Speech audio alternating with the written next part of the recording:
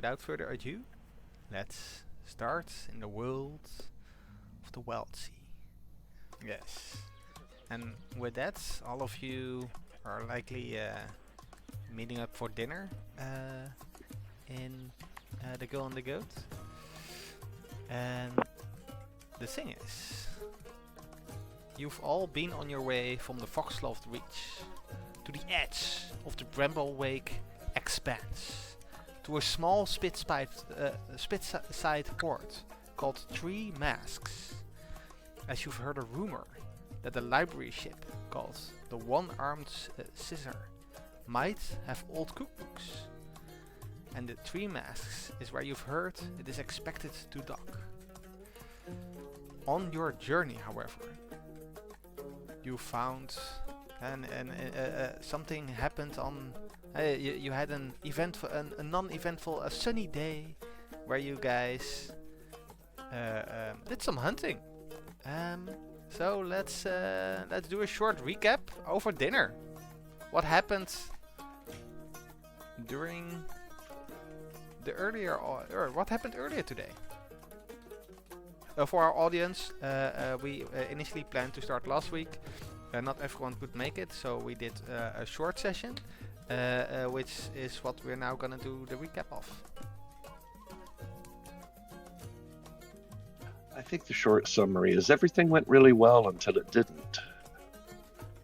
It was a beautiful day. We did some hunting, some scavenging, just picking the abundance of the arboreal bounty here at the top of the Wildsea, and unfortunately drew the attention of a small band of wretchbeaks who descended onto the deck, but we quickly dispatched them. I tossed one into the chainsaw prow, another escaped into the interior of the ship, and the third we fought at the tree. Yes. Terry, what happened inside the ship? So I went into the interior of the ship and encountered the wretch beak that had went there in my cabin. He was like just sacking and ravaging my cabin, and couldn't have that, so I used my spear-like weapon, my stilt, to kill him. And I also had assistance from a couple of the undergang, our undercrew. Yes. And Michael, Anaf, what happened? What happened on the deck with the tree?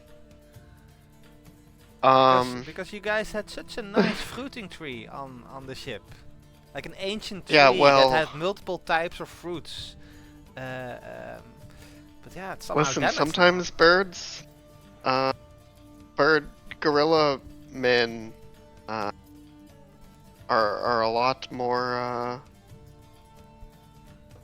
more destructive than you would think. They sometimes they like to climb in trees and tear them up to throw things at you.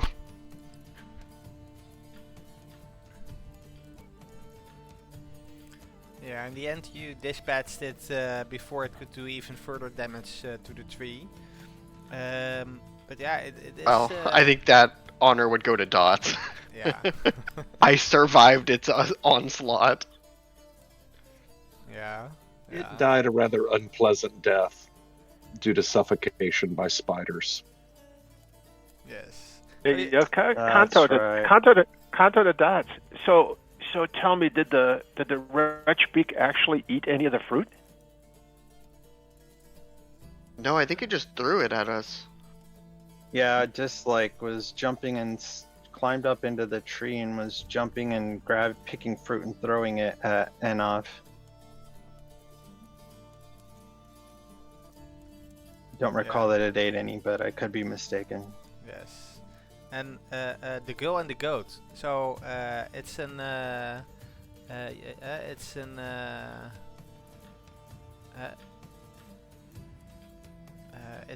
old ship that you repurposed into a restaurant ship. Due to that, it's quite sturdy. Funnily enough, it is beastback, so part of the hull is made of flesh and bone, and it has a Leviathan heart, so it's half alive. And it's full of it has a galley, a tap room, a cooling facility, a water purifier. Since John Dodds built a cooling facility and a water purifier as his stakes in the ship. Of course, Cooling facility was already there. I brought the water purifier. Oh yeah. Sorry, the cooling facility was already there. You're right. And Cocoa. Do you still have a? Often working out in the gymnasium. Well, Kento is often seen in the night farm and near the fruiting tree. And apart from that, you guys of course have deck engineers, where Dots as the main engineer is usually ordering them around to repair stuff. I think he's also making it a lot more efficient. Yeah, you're traveling towards 3 masks. What are you having for dinner? It's the first unsettling question of the day. Did we gather the fruit that was whipped around during the encounter? Yeah. I mean, it's on the deck, right? It's not hard to. It's not. It's just there, right? I don't know if there's a lot of it or just a couple. I imagine a couple of them probably got tossed off the ship, but I imagine most of them are still on the ship because he was throwing them at and off. Yeah, you can console. Get some of that to the chef if you want. Yeah. Did we decide if wretch beaks were edible? I think we said that they are. I think we got some of their meat. Yeah, I have some of their meat. You have some of the meat. You haven't eaten them yet, so you don't know how they taste. Shall they're we gonna be gross. Find out? Well, just cutting into our stocks that we're going to sell to the people at 3 masks. So, yeah, lead on, chef, in this unexplored culinary territory. Yeah. So on the one hand, someone should sample and see what the potentials are, yeah?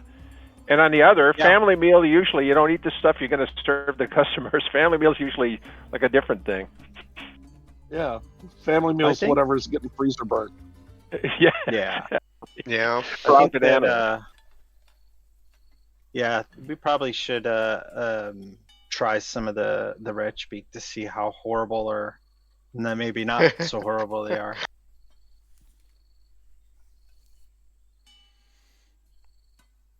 Okay. So, Cocoa, how are you preparing the dish? Let's start with what type of, because we didn't define this yet. So in the Wildsea, for our viewers, it's not done to have open fire, because the Wildsea forest is hugely flammable. People are using different types of stoves, like chemical or some other way to like some weird insects to heat things up, or engine heat or something, etc. So what type of stove are you using, Cocoa? Good question. Let me see there. Doesn't he have a stove on his part of his gear? Yeah, it's part of the... I do have a heating element. It's part of my salvage. Okay. Heating element. So I gotta imagine, I call it a chemical stove with a heating element. Okay, yeah, you use so you put some more chemicals into it to heat up the element, and you're starting to make the dinner. How are you preparing the the dinner? Well, so we're gonna try the wretch beaks, right? So we gotta skin them, cut into the meat. See what kind of meat we're making with here. We're probably just gonna start with some steaks. You know, sear them on the pan. Just see what we can get. You know, season it up. We got some salt. We got some other stuff that we've scavenged. Fiber is our hunter, right? And Yeah. you know, we've got all kinds of stuff gathered, spices and herbs and whatnot. And we'll just see how this goes. Get it on the pan. Season it good. Cut on both sides. And we're making wretch beak steaks. Okay. What you've noticed while preparing this, because of course as a chef you're also tasting a bit to make sure it's edible. It's a little bit stringy meat, but it has a mix of salty and very spicy flavor meat by itself, from itself. Ooh. She said it's stringy meat. It's stringy, so not a lot of fat on it, but very salty and very like hot spices type of flavor. Naturally spicy. I hope you guys are ready to chew. It's a little tough. I don't think we figured out if Kanto actually eats stuff or not. Kanto may not eat stuff. So how does Kanto eat? That's a good question. Will? Or what? Yeah, I mean, I don't know. It's a spirit bound to part of a ship and a bunch of musical instruments, and I don't know that I don't think they actually eat. Yes. So for our audience, some parts of the world are not explained into detail. It's up to us as the players to fill in the gap. So, Will, is your so you're an ironbound, so your spirit is moving your parts, your physical body around. Does it need external energy, or are you your own energy source? Okay, so part of that might be to be discovered. The feeling I have is with the avatar that I have is that there is like an internal energy that is that spirit bound inside them. Whether that in fact has a source like the sun working on it, or maybe it probably would be more the spirit field that's powering that, and less about consuming. Remember that Kanto Seems like you would tends be vibrationally attuned. Yeah, you know, it's since that. music's Oh, yeah. your thing, like Yeah. maybe your energy is some sort of Hey, so acoustic property. I see you're Yeah. immune to Frequencies. Krazarin, and Krazarin is the juice and like thing in the air that is very much powering all the the life source of the Verdancy, the Wildsea. Are you maybe converting it as your unconsciously as your energy source, or do you think that's not the reason why you move? Yeah, I would say it's less about that. I think that there is a tension in the Wildsea between Krazarin as chaos and change, and Amber as solidification and remembrance, right, of a time capsule of time past. And so I think Kanto is more about some kind of order that maybe even precedes the Krazarin. Remember, he was very early Verdancy bound into this instrument. Okay. So you're self-powered. So you don't have really a use then for the foods, for your own spirit, Right, at least, right? So what are you doing then Yes, with the foods? yes. Well, remember that the story behind Kanto. Remember, all of you who have never heard it before, that the story behind Kanto is that their father had, early in the Verdancy, been deeply into exploring the relationship between music and sound and plant growth and plant intelligence. And so Kanto's main drives are to continue their father's work. The instrument that spirit has been connected to was an instrument that was built by this guy Ladens, I think his name was. And so their motivation is to continue to find this connection between vibration, auditory vibration, but vibration and plant life, which was kind of an overwhelming thing once the Verdancy started. So they're connected to it less from a providing sustenance, although Kanto respects the idea that the ship provides sustenance to people, that's part of what they do. And he's bought into that, but mainly his drive is less about that, and it's more about discovering this pathway between species, including plants, or something. Okay. So back to the question: what do you do with the food? I use it to understand this language. Oh, okay. And this language, and then also I provide it to others because they get a sense of well-being. Nice. Okay. I don't know why I didn't say that to begin with. Sorry. No worries. The meat is salty and spicy. Is everyone just eating it, or does anyone have a special reaction or? Well, I think Dots definitely eats and would definitely enjoy a wretch beak steak, but they are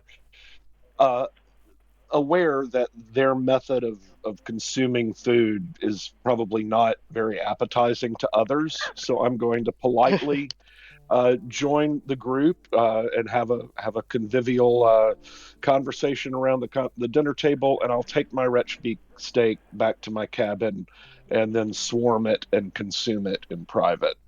So I won't wreck anyone else's dinner. A good takeaway meal after conversation is finished. Right. Yes. Okay. Fiber. But I'll happily position a bunch of spiders around the edges of a nice steaming glass of tea that our steep has prepared, and sip at the tea while. Yeah, definitely some spicy like.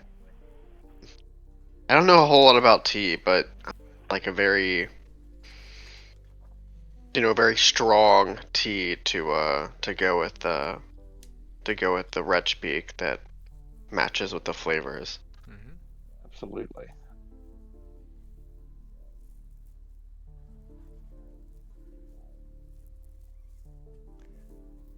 Could you put a drop of wretch beak blood in mine? When I was choking that It's a little. earlier, I kind of got a taste for it. It's just a little bit of blood. Don't worry about it. I'm sure it's fine. Oh, I like it. Thank you. So Looking at everybody else. I'm thinking that Fiber basically just kind of like has taste receptors and consumes this food, but he doesn't actually have to like bite it. He just kind of like swallows it, and then the systems inside him, like on a kind of like a fungal level, like attack it and then break it down and then provide the nutrients into his body. But he definitely has a good sense of smell and taste. Like he's also a bloodhound, so he probably very much enjoys the meals, but he doesn't have to doesn't consume them quite the same way as like a human being would. Just very slower and more efficient, and no need to excrete. As everyone's eating and going into the meat, Coco looks around and he's like, Papa Ollie always said, you'll eat what's in front of you, or you'll go to bed with an empty belly. but that always made me sad. So if you don't like what you have, I can make something else for you. Oh, I like it. It's very good. Oh, I'm glad. Is it worthy to serve to our customers, though? Should we add it into rotation?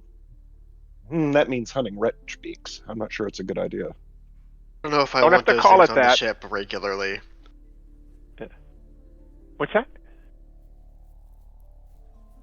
I said, I don't know if I want those things on the ship regularly. True, they leave such a mess behind. They do. Yes. They are vile. And with that, your stories about the day, the red speaks, your meals, pass as you move to your own quarters, prepare for the night, to journey onwards. So I have- and the next day. I have one point to address before. Yes. So some of us took injuries Mhm. during the combat. Yes. I don't know exactly how that's like the healing is handled. I was kind of trying to read up on it a little bit. Yes. So that is. Montage. Yeah. That is so. So you have montages. So that is basically if you have like multiple hours or a day of things that you want to do, like create something or explore or buy stuff. You can also rest. This is called a recovery, but you need a significant time of downtime to do that. So like Okay. quote quote yesterday, within the world you had a montage downtime day. So tomorrow you guys can choose to either journey onwards.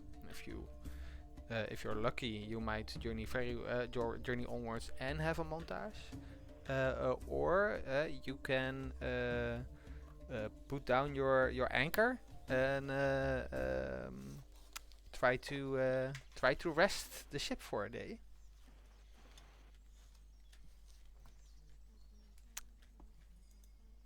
One further So thing just- on that to heal. So if I believe that your aspect that took damage is a trait, yeah.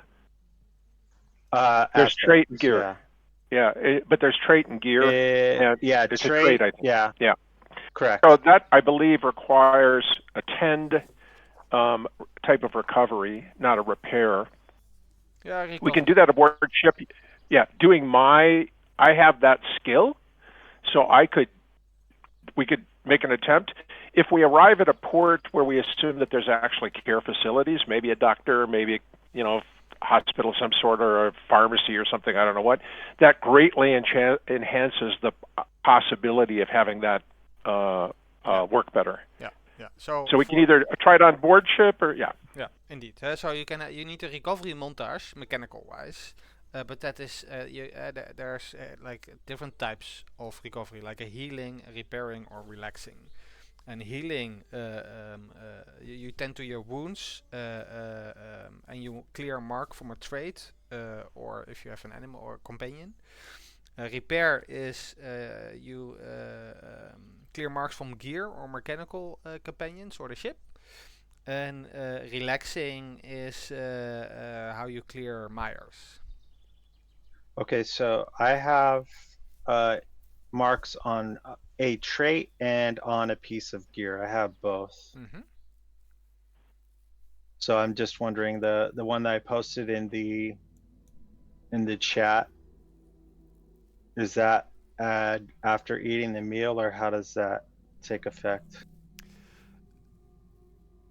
Well, let's say Kokua can make a test, a skill check, to see if his meal was actually properly made, and if yes, then you heal automatically a box of your injuries, Fiber. Okay. Okay. We all heal one or just Fiber? No, just Fiber. If you look has in a the chat, I posted. Yeah, Fiber has a special trait that he heals from just eating. Oh, He's a fast that's healer. nice. Is a networked metabolism. So should I just click cook under my skills? Yeah, so how Foundry Yeah. works with this, if you click on cook, what you then, after that, you need to click on which edge you want to add. So choose an edge that you think is appropriate. Like instinct or whatever. I don't know. Wait, who's Whichever rolling? one seems. Who's rolling? David. Cocoa. Kokua. Me. Oh, okay. So I don't add an advantage, right? I don't. No, you don't have No. an advantage, no. Unless And then no yeah, cut. unless you want to use a cut. resource. So if you want to spend a resource, add extra extra stuff. So you want to if you But want to use also, your I think- distance C Or if you have an spices, for aspect. example, to it, and you want to use up the resource, then you can get an edge. But then you spend, then you lose the resource. But he can get advantage from his Kier because he has the aspect thing or the whatchamacallit that gives him cooking, right? Which would be an advantage. An aspect is typically an Aspect. advantage. Yeah, which aspect? Well, I'm saying, the doesn't he only- have something? The only aspect I have related to cooking is my reef iron pan. Is that an advantage? Yeah, if you tell It me says a that you're kala- using your reef iron pan for cooking, then you can add that as an advantage. True. That's True. your Oh, yeah, favorite Hey, pan? definitely. just to be clear, resources used in this way are only expended if you get a disaster. Oh, Okay. Okay, so I have gorse There are root some- and distant yeah. sea spices and the heating element. I was using No, pretty much all that's a three trade of those. wheel, so that is the trade. No, those are my resources: the heating element, the gorse root, and the distant sea spices. Well, you would get an So- advantage just from the aspect of your pan. Your pan. do you get a So shall second us from do- resources? So if you have multiple, pan is an if you have aspect. multiple sources of advantage, then I as the GM can determine that instead of 1d6 of advantage, you get 2d6 to your pool. Usually, I only do this. So just so you guys know, usually I only do that if you use like extra role playing and a type of like part of your environment. If you draw that into it, then I say like, okay, you have a super advantage and you can add 2d6. But in general, most things that you add only adds 1d6 in total. All right, so it looks Okay. like you'll do your cook skill, whatever edge you're going to select, and then you should get 1 dice of advantage for your pan. Let's see what happens. Oh, there we Nice. go. Triumph and a twist. Yes. So you make a perfect fine dinner. Your reef iron pan is in perfect condition, and you made a well deserved meal for the whole crew, inclusive the undercrew. You also have a twist. The twist of double sixes. So for everyone, what I like to do is, if the twist is made by a 1 or 2s, it's usually a bad twist. So it's Negative. It's a negative twist that adds a disaster, basically something negative or disaster to the story. If it's 5 or 6. That creates a twist. It's always a positive. You guys can choose something positive happening in the story. If it's 4 or 5, if it's 3 or 4, you can do anything. Unless I sometimes choose narratively which way it will go, as the Firefly. But in this case, you have a twist from double sixes. So that is a positive one. How this works mechanical for our viewers is a twist is something fun that happens. However, not the person that rolled the dice determines what happens, but the rest of the table. Who has a good idea of a fun, positive twist? I'm How thinking closely maybe. connected? Sorry. My thought was he comes up with some kind of a new, like, really cool recipe that'll be good for serving to our customers. But what were you thinking, John? Yeah, I was thinking along similar lines. Yeah, you either discover a new, wondrously delicious Retchbeak dish, or perhaps we catch a fair wind, the weather improves, and we make progress toward Three Masks.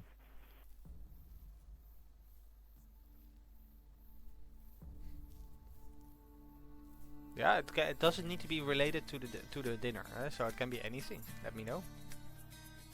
Yeah, my thought was that the aroma of seared Retchbeak attracts a bevy of beautiful butterflies that hover over the deck and then depart.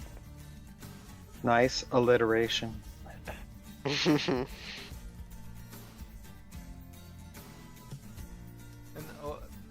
what? Say it again. What type of butterflies? A bevy of beautiful butterflies. A bevy of beautiful butterflies. A bevy But of it is beautiful in the eye of the butterflies. beholder. It is in the eye of the beholder, and I am a spirit bound to a musical instrument, so. Those beautiful butterflies were big and blue, right? Let me Yes, let me they were big and blue. Yes. Let me take the two ideas as the firefly. Indeed, you guys watch over to the windows and you see it's already evening. You see these sparkling golden yellow butterflies over the flying over the deck. When you look closer, however, they seem to be made of paper. Words are crawling all over the paper, as if they were made of old pages from old scrolls or books. And Or like newsprint? Or books? maybe. All you know Origami is butterflies. as these origami butterflies indeed whisk away to the wind. Is that in the morning you have a sense that you're much further away than you should have been, just drifting slowly through the Wildsea, as if you've traveled a whole day in your journey. And I check an extra box on your Three Masks arrival. Nice. That's what I call a chef. Right? I'd be cooking. You'd be cooking with gas. You're cooking. You're cooking. Let me cook. Like newspaper butterflies. In the newspaper, it says your journey is sped up. All of these butterflies, they're restaurant reviews. News dispatches from Three Masks. And with that, we go into journeying in on the new day.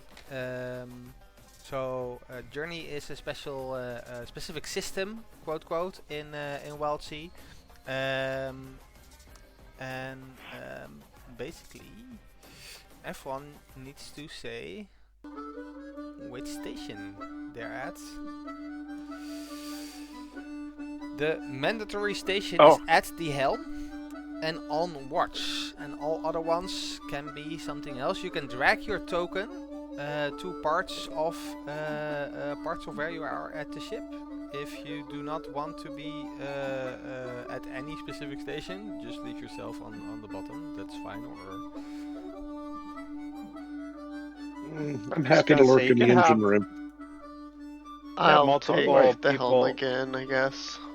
I'm not Multiple able to people drag in the- that. How do I drag that? you cannot. No, it moves the whole map. And now? Now there's two of me. Oh. No, How do I do Is it just left click, drag? Left click. Yeah, left drag? click, Yeah, hold, just- and then just- drag. Yeah. Yeah. No, I get like a select box. Sorry. Rubber Make band. sure you have the right things selected on the top left. Should be token control and the select token. Yes. Yeah. Okay. Look at how big I There we am. go. I'm giant. I'm a Yes, giant now. Yes. You are. How do I change that? Anyway, okay. Accept your fate. I will.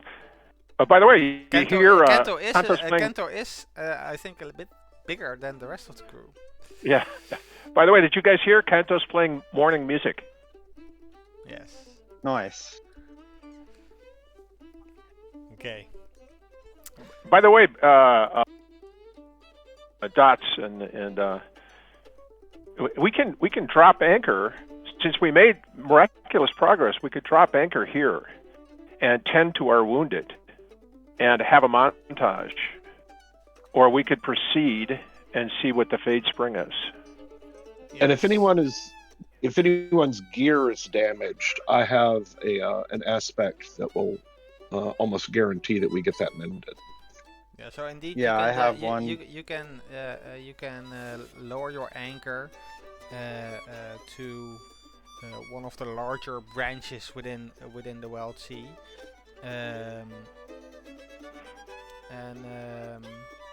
yeah. So basically, the person at the helm, in this case, NF, makes a decision to either cut a path, forge ahead, or drop anchor.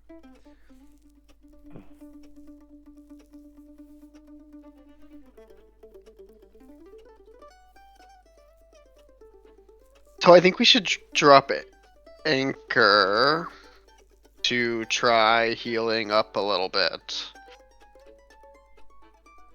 Yeah. I agree. Yeah, that's Okay. fine. So what happens is the roar of the ship's engine slowly sputters as you slow down. The splintering of the branches and your saw soften down as you stop to a crawl. The ship stops, so everyone on board can start to rest. The undercrew are getting up on top of the ship, joking around with each other as they just look out towards the waves as everyone is taking a nice chill rest.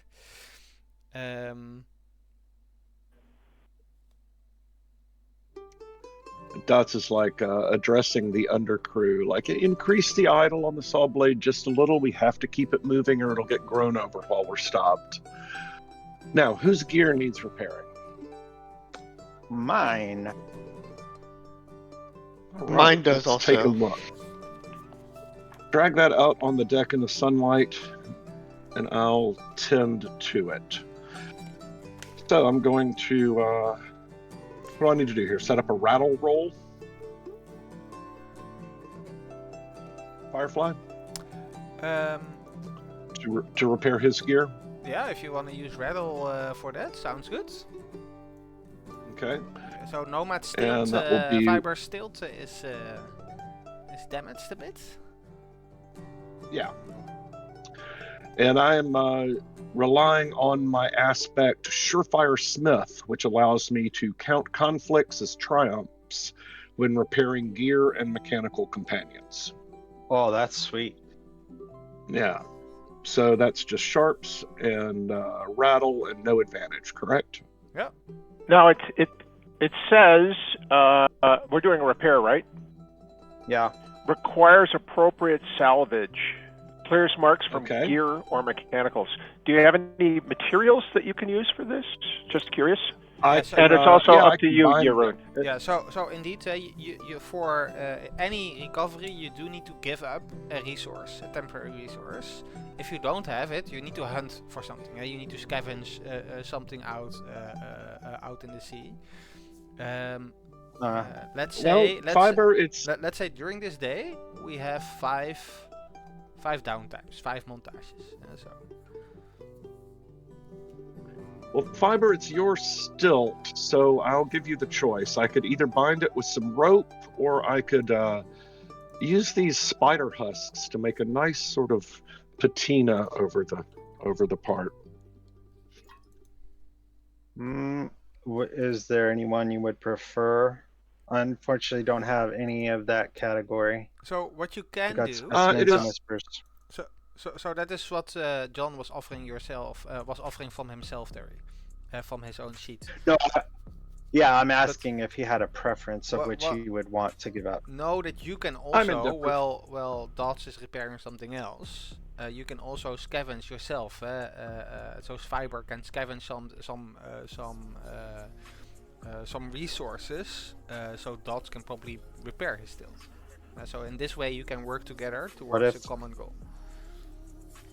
What if I don't have any dots in scavenge?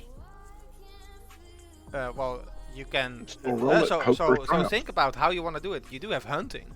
Maybe your stilt Yeah. needs like some bones. You can repair it with some bones from an animal that you hunt. So there's different ways on how you can use. You Okay. tell me how you use your resource, how you use your skills and your personality and.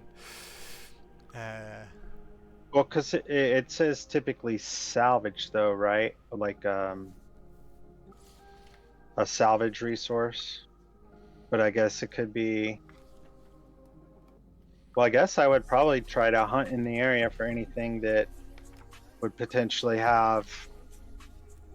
Yeah, so this is the so this is mechanic. So sorry for everyone, because it is a little bit like, okay, we move from narrative in character mode to mechanical a little bit fast, because this is our first time doing a lot of montages.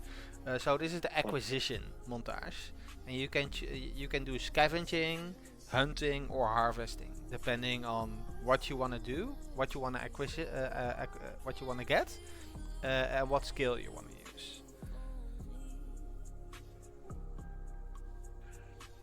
So Okay, I mean, can I roll to repair his stilt? If you wanna, so if you wanna use one of your own resources, Dots, then sure, you can roll for it. If you wanna wait until he gets some resources, that's also fine. I'm fine using a resource. I don't know how to delete it off my sheet. Oh, there we go. You can right click on it and then delete. Yeah, I see. What are you using, and how are you trying to repair the stilts? Well, it looks like sort of a green stick fracture in that stilt, so I'm using these frayed ropes to tightly Yeah. bind it back together. Okay.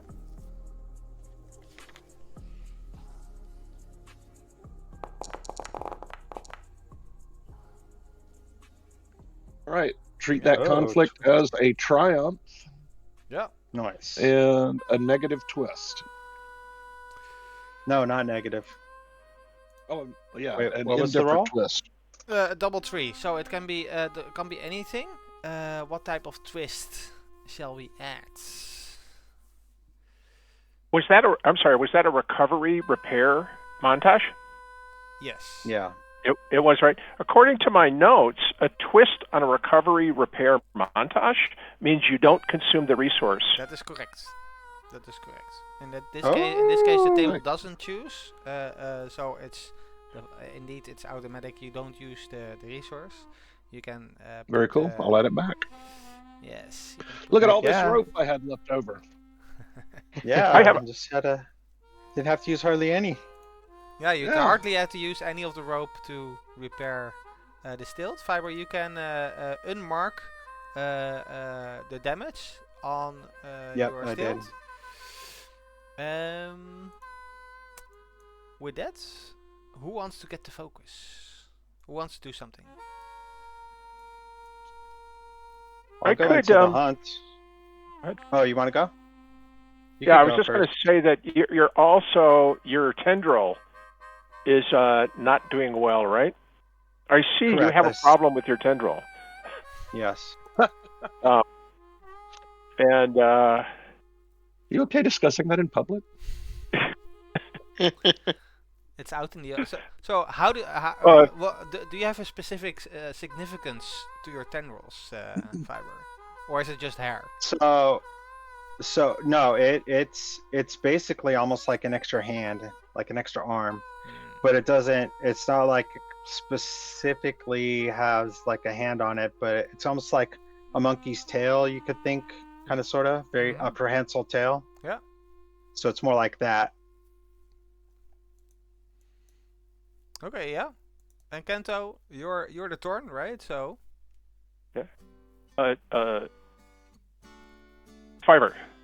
Come below decks to my studio. Okay, I can help you with that tendril. I would So, greatly appreciate that. all right. Step into So my just- atelier. Yeah. So just relax. Now, the vibrational hum from Kanto is oscillating and growing, and you might even be starting to see it as the sound fills the room. He's a sound healer. Like The a sound fills distortion. the room. No, Like it's very physical consonant. It's- distortion of the yeah, the air, But- or whatever you want to. right, of the ether. Mm-hmm. And Kanto begins to do his sound healing. So this is tides, because this is a skill he's learned over a long period of time. And he has an advanced ability in Tend. And the resource that is required for this turns out to be the gold-winged bee specimen, which he releases from a bell jar, and it begins to fly around your body, harmonizing the buzzing with the sound aura being created. And I think that's good. So that's 4 dice, yeah? Mm-hmm. And how do I do that? Do I do that from my character sheet? How do I roll? Yeah, so you Yeah. click whatever the skill is you're using. Right, so So the if it's skill is 10, tend. All right. you And would then the edge, I what pulled out my you're gonna edge, use. which is going to be tides there. And then the advantage is 1 die for the specimen. yes. Am I right? Mm. Yes. Any Well, cuts? for the aspect we as should- well. That's a good question. Um, But in this case, I don't because- have an aspect. I don't have an aspect for this, I don't think. but it doesn't matter. Yeah, I don't because have you a get healing. you get 1d6 advantage anyhow. So it's Yeah. but So- you do not have any cuts. It's a peaceful Okay. day, thanks to the Okay. butterflies. So- twist. In general, before any of us roll anything, we should always say any cuts, because the firefly should tell us that before we actually do the roll. Okay. Okay, I'm going to submit, apparently. And I succeed with some kind of complication. Twist and a twist. And No. Oh, it's the twist It's a is that- twist is that you don't use the resource. Remember? Oh, The bee comes back in the jar. Yes. The bee comes back in the jar. He comes back in the jar. Return to me, Sylvia. I guess you'll never play in So you again. remove You're going to one be mark. the- Your tendrils are repaired by the little dancing, yay. the bee dancing. Your help is much appreciated, Kanto. But the twist resulted in the resource not being used, but there was a conflict there. Oh. But the hold on. conflict in recovery is that you only heal- remove 1 mark and not 2. So Yeah. okay. Yeah. So Yeah. montages are a lot less dangerous because it's used. Montages are can only be done when you're not at risk. Usually. In a dangerous No, situation. it's not in a dangerous situation. So the quote conflict outcome is usually just less good than a triumph. Now Okay. remember that Kanto considers fiber to be plant life. So he's also True. learned something about the music, the Well, connection of the music kinda, to yeah. the plant life. Yeah. Are fungus considered plants? Yes. Yeah. They have No, a phylum. They're their own They're phylum. totally different. Their own phylum. Okay. Kanto's confused, but we go on. Yes. Yeah. What is Anaf doing? What is Anaf doing in the meantime? So do the two of you still have marks of damage on you? I do. Yeah. I have, I have the 2 more. temporary track from being choked, but I'm not worried about that. Okay.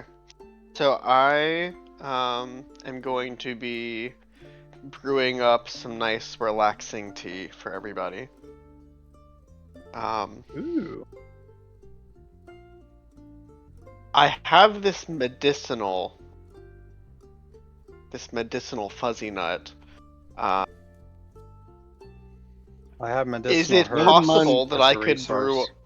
What? I said I have medicinal herbs as a one of my resources as well. Is it possible that I could use this to try brewing up something that makes everybody a little bit hardier? Maybe can mark the temporary track instead of an aspect when they take damage. So that is something you can already do with your bottomless teapot anyhow. You don't need so you can do that with any specimen to make a tea. Yeah, but I want if- the effect to be that they can mark it instead of taking damage. Yeah, that is a one-track temporary aspect. So that is something you already Yes. do. So that is something that you can already do without your resource being having a special tag medicinal.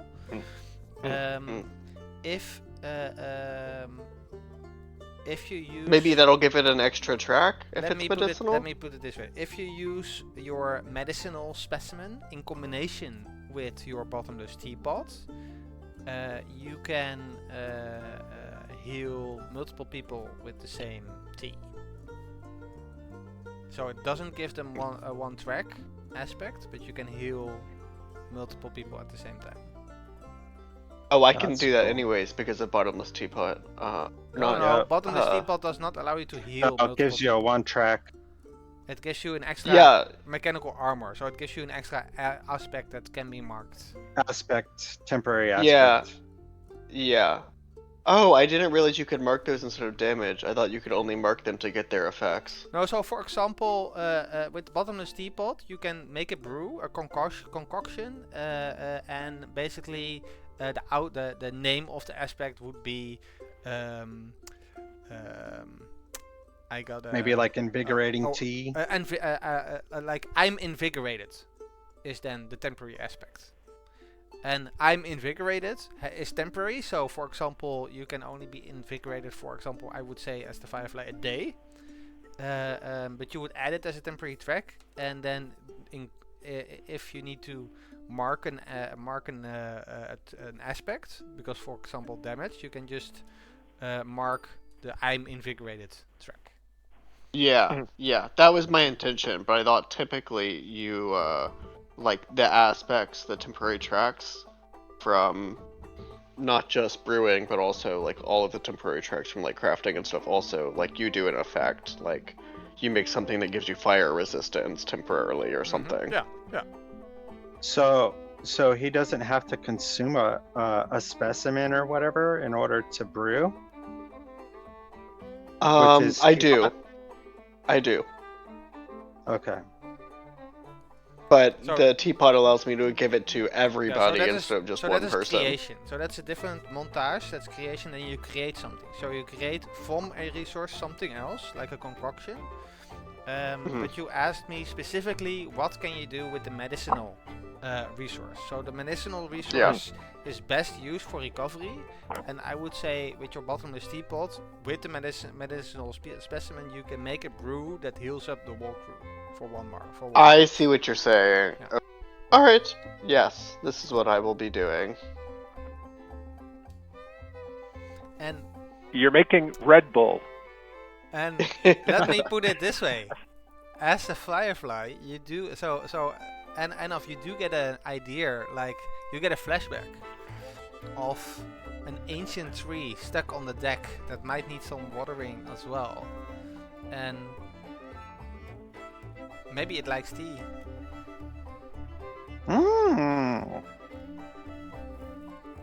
That puts you in I can Kanto's I good can give some graces. extra shares to the trip to the tree maybe. Because the tree is damaged, it might help it Yeah. recover. All right. I'm gonna make a roll. Yeah. So what are you doing? Describe what you're doing. How you make what you're making and how you're making it, and then you roll. Well, he crushes up this fuzzy nut, squeezes the juice out of it, and starts heating it in on the chemical stove. Okay.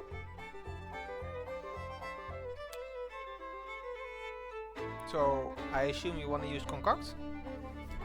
Yeah. Yeah. So that's a creation downtime basically. Using indeed your pink fuzzy nut. Make me a roll. You have you have advantage because I gave you a really good effect. Yeah, you do have advantage. Yeah, You did keep get your fuzzy advantage. nut. I keep the fuzzy nut. And Yeah, between your fuzzy nut and his tentacle, I'm not really sure if we're still PG. no, so it's creation. So sorry, it's creation. So the fuzzy nut is used because he Why? uses creation. Or fuzzy nut. What No, does it it's the say about twist. It's the twist. The Yeah, twist it's the twist. is that the creation gives an unexpected benefit in addition to the usual results. Mm. Something small. Oh. Something small but useful. Do you want me to think something up, or does the rest of the team, does the rest of the crew want to think something up? From the concoction? Yeah. So what was the initial purpose of the concoction? For what were you shooting for with it? You can heal. I just the whole wanted crew. to So- heal some marks from everybody. Yeah, heal all the marks. Okay. So everyone marks. Everyone clears up the marks from their aspects, as long as it's not mechanical damage. So I have If the you clear one mark, temporary right? injury. The being choked. From the being temporary injury, choked. you can. I would say you can mark it, or you can move it away. The being choked was. Get rid of it. You should already. I should have already told you last session that you could get rid of it. Okay. Yeah. Alright, deleted. Dots, your shirt to skin is healed thanks to the. I had 2 marks of shirt to skin, so now I have 1. Oh, Right. okay, perfect. Yeah, then you have 1. Right. Mhm. Enough. If you want to also put the T on the fruiting tree, you can remove the damage status from the fruiting tree Yeah. on the ship. I will do that. Because I already said that you could do that. And then we have a fun twist.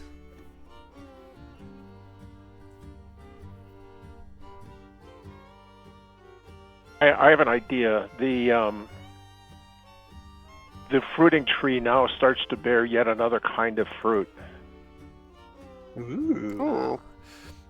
No, Will, that last session we already defined because it's an ancient tree, so we added a little detail to the fruiting tree that it fruits countless different types of fruits every day, so it's kind of random. It already did that. Yeah. Oh, okay.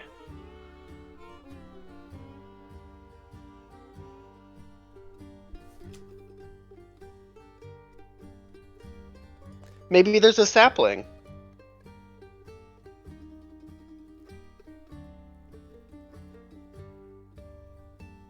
Oh, it starts to sprout a new tree at the bottom. Yeah. You can. Yeah, like.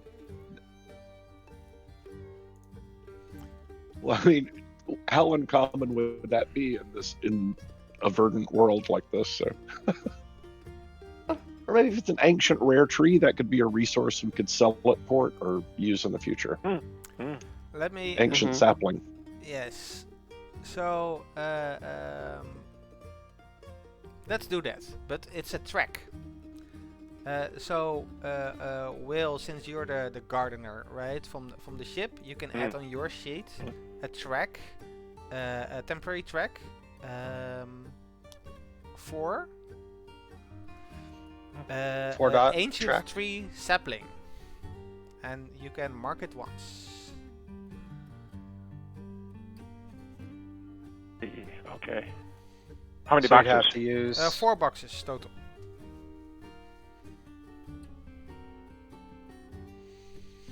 The question is, Oh, I what will just sort come of out of it realized the eventually? That is the question that you guys will find out later.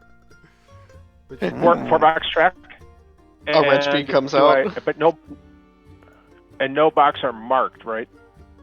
It just starts at 4. That's what happened. Yeah. So let me. I'll change it to 4 and 1 There, is it marked. should look good. Oh, okay. 1 is already marked in the track. Nice.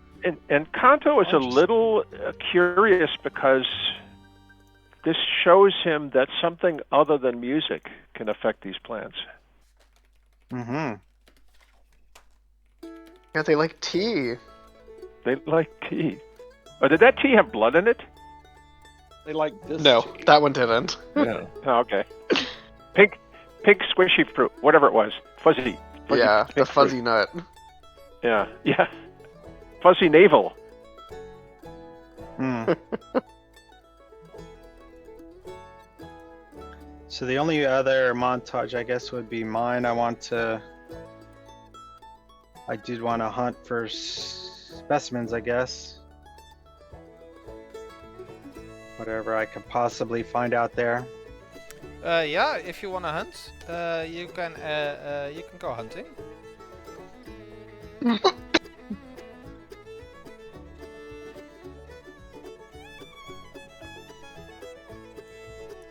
You're using your stealth or your spore slinger?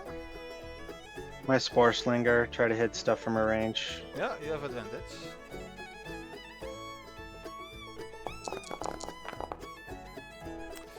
Ooh, a triumph. Well, yeah, you got a good sample of.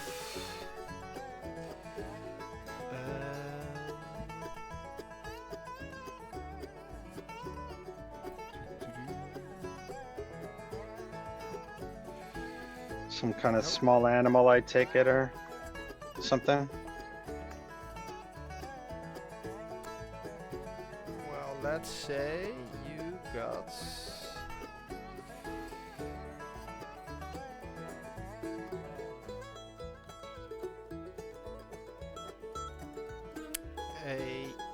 Yeah, you shot a young. You slinked your spore balls to what you saw a young pinwolf. So a pinwolf is like a wolf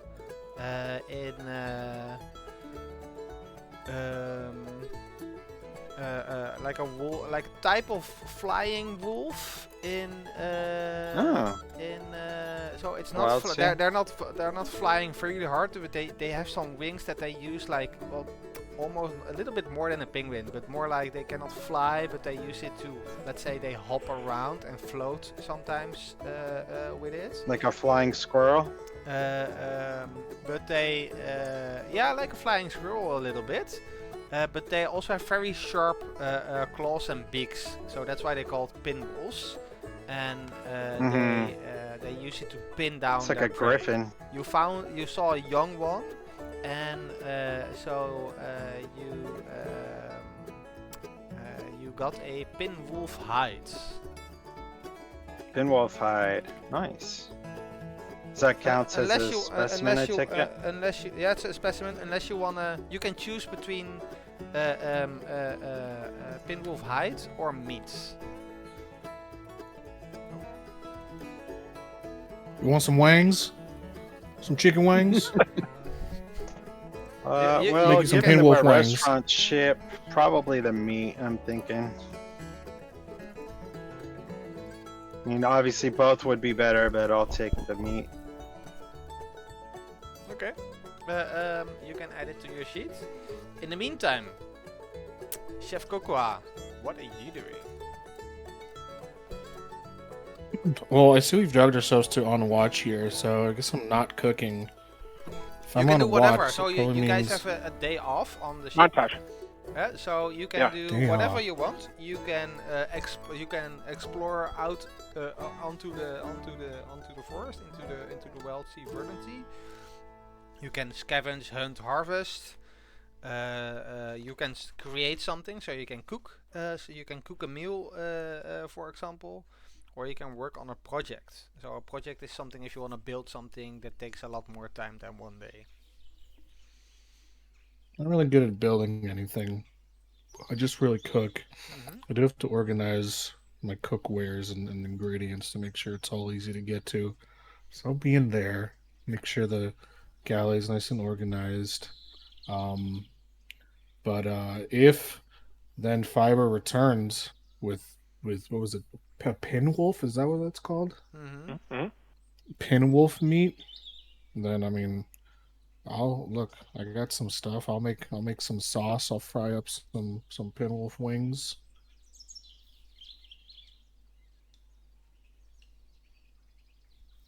Be tasty. You want flats or drums? Okay, so Drums. you wanna make something with the pinwolf Flats. meat, Let's right? do it. We're having pinwolf Sure. wings for dinner. All right, so I'll mark off the pinwolf meat.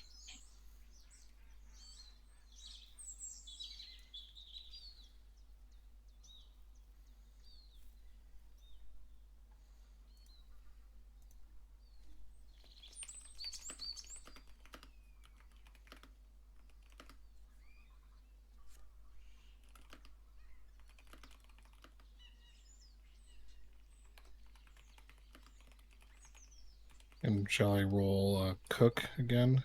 Yeah, and choose the adds that you wanna add, and of course you have an advantage if you use your reef iron pan or heating elements. Ooh, conflicted twist.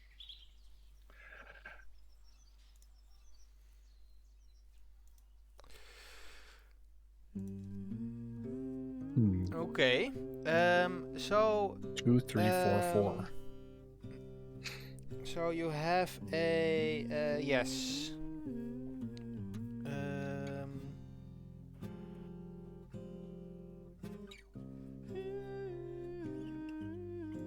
Let's say you create. How do you say that?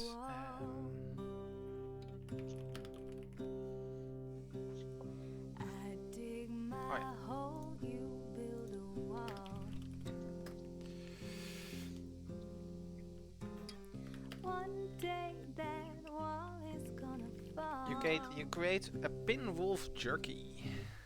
It's a 2-track item that makes you move with swift and unpredictable bursts. Nice. It's a temporary track item, so you can either keep it yourself or give it to someone else on the crew. You can also keep it for yourself now, and for example, if someone needs it in the future, since it's dried, it's jerky, you can just give it to someone. If you have, if for example we have if we have combat. So you feel when you cook this up, you get these ideas through your mind that this will definitely make you move a lot faster if you start eating it. So it's a nice temporary aspect. And Conflict twist, right?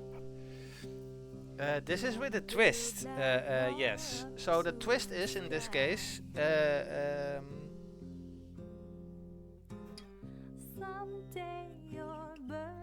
Unpredictable movement, or So because it's normally it's a conflict, so then you get a downside. So you guys can choose. Either I add a downside, and then you can think of a different twist, or there's no downside to eating this jerky. Well, we would use the twist to rectify the downside. Yes.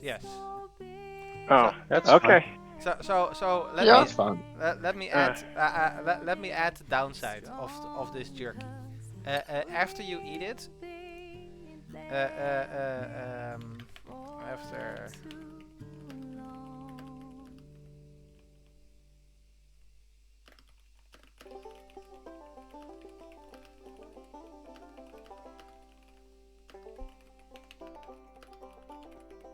That is the downside.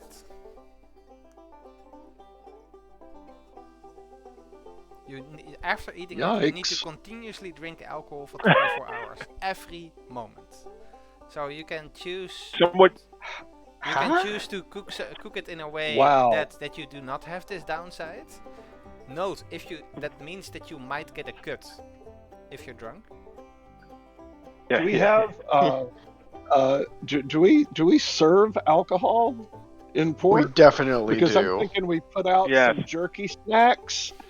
Put out yeah. some jerky snacks when we set up the Oh bar. yeah. Watch loving the it. money roll in. Yeah. And I was going to say many would not consider that a disadvantage, but Oh, Right? you get cuts in combat for if you're drunk, because unless you have a like a what is the martial art called again? Drunken monkey. oh, style? the drunken master. Drunken Yeah, master. drunken master. Yeah. Beer foo. Yeah, beer foo.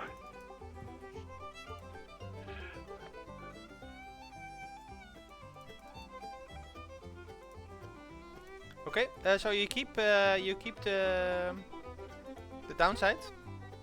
That's fine. Well, then what shall we do as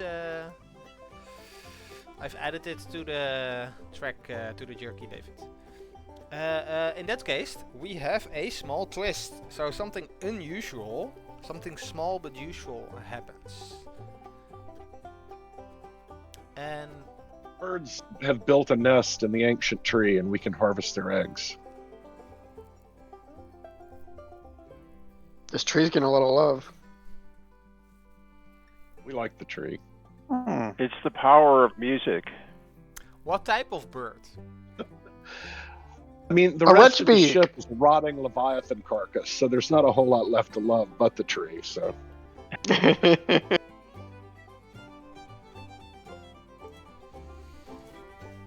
What type of bird? So you guys, after you've done your stuff, you move up to the deck, and you note indeed that a bird made a nest in the top of the tree, and you look into it, and there's some eggs into it. Nice. So, how about origami cranes for the birds? Interesting. no, these eggs are sharp.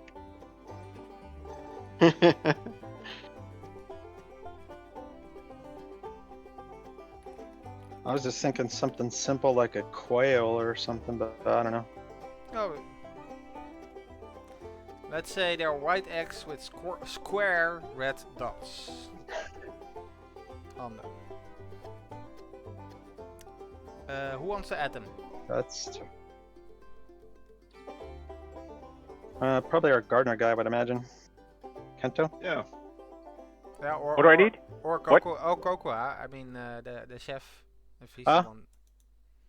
It's his twist. No, yeah, that's true. It's his twist. Probably give him to him. And he needs to use it for the reason birds? to create meals, anyways. Or do we have? Or Birds or the eggs? could be using the cargo hold of the ship to store some of this stuff too. Okay, so Right. regretfully, well, I can add cargo, but it's so I can add it. I can add it to the cargo. It's just I cannot drag between the cargo and a character sheet. But I added it now to the cargo. That's, Oh, that's kind of Okay. a pain. that's kind of stupid, yeah. Note also, Dots, you still have one stake left in the ship if you want. So F1 has done their montage, but if you want, you can spend the rest of the day building your one stake item of the ship. Oh, what I was hoping. What does a butchery cost?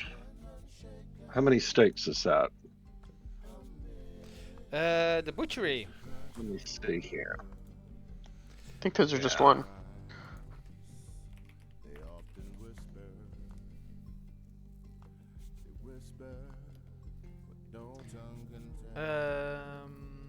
The butchery is one steak, yes. And One it's a clean steak. space for rendering Yeah. and preserving specimens. So you would get advantage on butchering and preserving specimens. Nice. What do you yeah. think, guys? Beginning to Your look like a restaurant, commercial chef. kitchen. Yeah. Right? Yeah. With that hose, let's with do that hose for hosing it off, the overhead Right? hose for hosing it down. Mm-hmm. Yeah, I think Get Dots the, is under crew involved as well, I'm sure. absolutely. Yeah, Dots has been watching our hunter bring stuff back and clean it on the deck, and just that's such a mess. And we Yep. can do better than this. We have water, we have a piping system. Guys, let's build this area out, and so that's what we spend our time doing, is building a Butchery. hunting station, yeah, on the deck, so they can Nice. Sorry, a butchery or clean a and hunting dispose station? of carp. Butchery, a butchery. Yeah. Okay.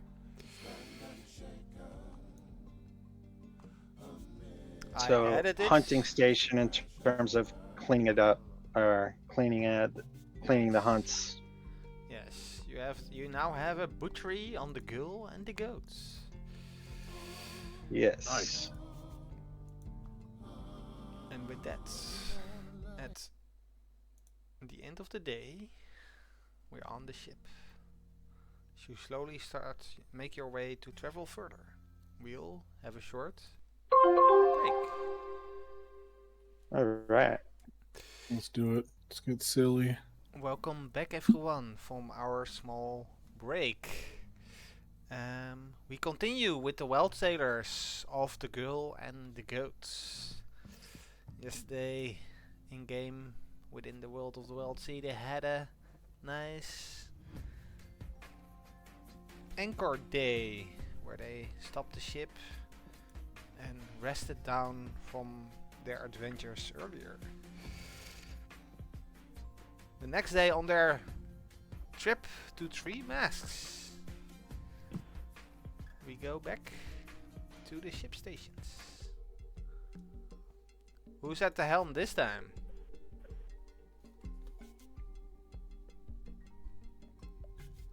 I thought it was pretty good just hanging out. I'll swap if anyone if you want to. I don't mind. I'm happy in the engine room unless someone wants to tend it. I like being on watch. Okay. I don't mind being on at the helm. Okay. In that case, you can you can choose to either cut a path, forge ahead, or drop anchor. Okay. I don't. Board. Cut a path is the safe one, right? Travel at a decent speed safely. Mark a Mhm, single box of progress. Forge Mm, ahead yeah. would be swift but rough, 2 boxes. Yeah, I'll cut a path.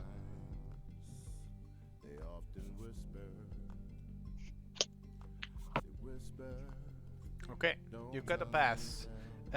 So your the girl and the goat moves across the verdant sea, as the engine roars, the cut branches are at the back of the ship, where you see a mark in the tree landscape, where you basically salt your way through the ocean of leaves.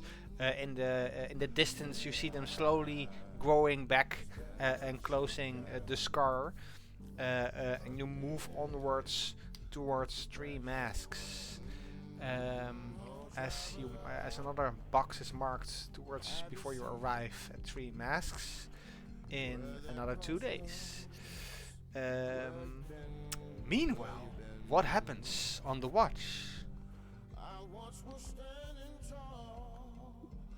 So it's just a regular D6, right? Yeah, so you can either try to spend some resources to make a discovery, or if you want to leave it to chance, you make a watch roll. So that's a 1d6. Now, was there someone actually watching the weather? Yeah, Kokwa is. Looks like he's watching. Yeah. The It's culturally known as looking for trouble. So it forces a weather roll. It's forcing a weather roll. Well, I have instinct and 2 Yeah. things in sense, so Coco is good at sniffing issues out.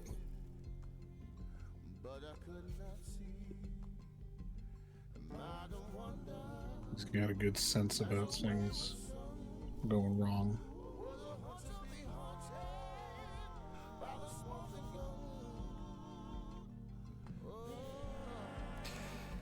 So the question is, Fiber, you tell me, what do you see? You see something born of the wilds, or a feature of the sea.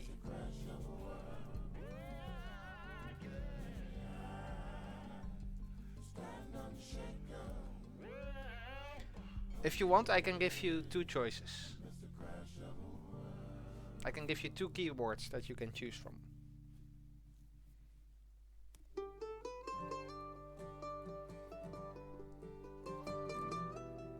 I'm not sure I can hear you, Fiber. Oh, sorry, I was pressing the wrong Yeah. button. Yeah, let's go with the 2 choices. Okay. You can choose between a horror or the true wilds. What was the first one? A horror. A horror. A horror. Something horrific that you will see. And I already know the 2 outcomes since you choose. Oh. But you choose what you wanna. Not the word I heard. Let's go. A horror.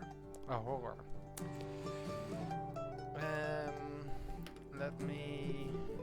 Because now I need mechanically I also need to roll on how dangerous it is.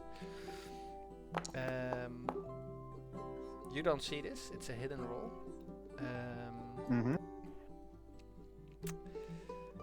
It's going to be a benign horror.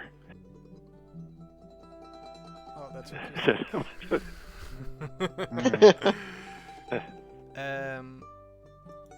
That's my new positive energy death metal band, Benign Horror. You guys are. Ooh, I like it. You guys, Write it down. You guys are sailing through the Wildsea Verdant, as you hear from down below, from the depths, from the far depths down below. The undereaves. From the drown. So you're sailing on the trash, the upper layer of the Verdant Sea. Below that is the tangle, and even below that you have the sink and the drown. The drown is the downwards layer. You hear crashes and trees breaking below your ship. The undercrew is starting to panic and run around the desk, making Discipline, gentlemen, discipline. all under deck undercrew actions have 2 cuts at the moment. You see mist slowly coming up from down below the trees, as you look back and you see parts of the treetops sink. They fall down as as a huge opening appears in Oh, jeez. Behind Uh, us? in the treetops, and if oh, why is this? It's like we're gonna get a horrible horror. Oh, there it is. Okay, yeah. People on the YouTube are already yelling like, "What's happening?" Is there any chance we could go faster? Yes. Let me first show you Yeah. what's happening. If as a huge creature Oh, jeez. appears Oh my out- god. Ah, Ah! out Oh! and What the- floats. what It's the- really. It's got a serious Monty Python vibe with the way that works. Oh my As goodness. it's- My god. I'm hearing a Sousa march. I'm hearing a Sousa march at the moment. right? That looks like it's All it got needs like is a the- 100 track health bar.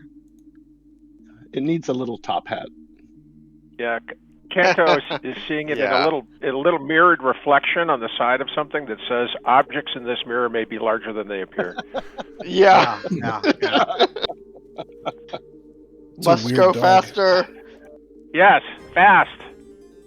Yes. There's an yes. engine room thing about this. So this huge, That's- this huge flying Leviathan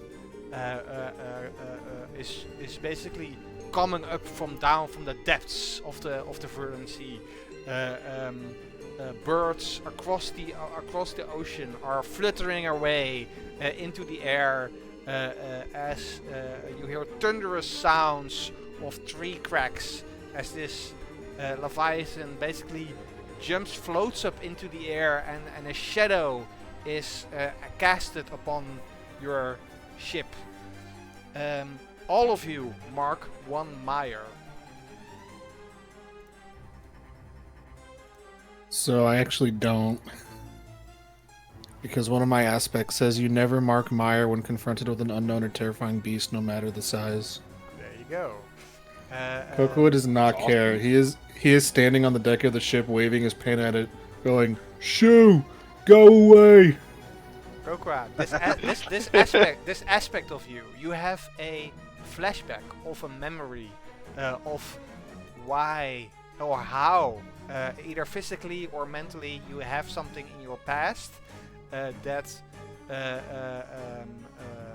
enables you to not be terrified of this Leviathan. What is it? Well, that's a good question. Maybe he's seen them before when he was young. He'd always like to go out and just watch the treetops and just see all the things that quote unquote swim around. And he liked to just watch things and animals and big things, and big things always looked like whales and kind of seemed to remind him of, like, you know, something in the far distant past of what he used to be, what his kind used to be. And he's just like, oh, okay. I was kind of like that once, maybe. But not me, but something like me. That huge beast reminds me that I'm a big fucking shark. Yeah. Very good. That's As okay. Kanto big was teeth. thinking. That thing Kanto has was big just. teeth. Kanto was just thinking. Well, at least it's not raining. Indeed, as Kokora has this flashback and thoughts going through him, and he shrugs off the mire of this huge Leviathan, the shadows that it casted on it. Somehow clouds gathered above it, and it starts to rain and splash down and storm around your ship.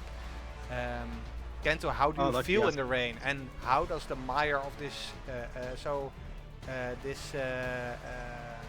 this aspect of the Verdant Sea, this Leviathan, how does this affect you?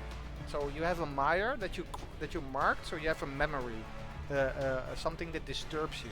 How does this disturbance affect you physically?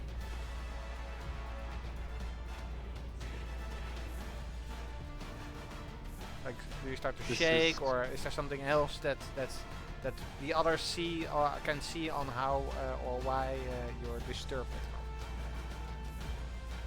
You're talking about Kanto, right? So what is what is your? Oh, who were you asking? Sorry, Oh, were you Kento, asking me? Kento, yeah. Oh, me. Ask, Okay, I'll ask all sorry. of you. I'll ask all of you. But you Okay, can go first. all right.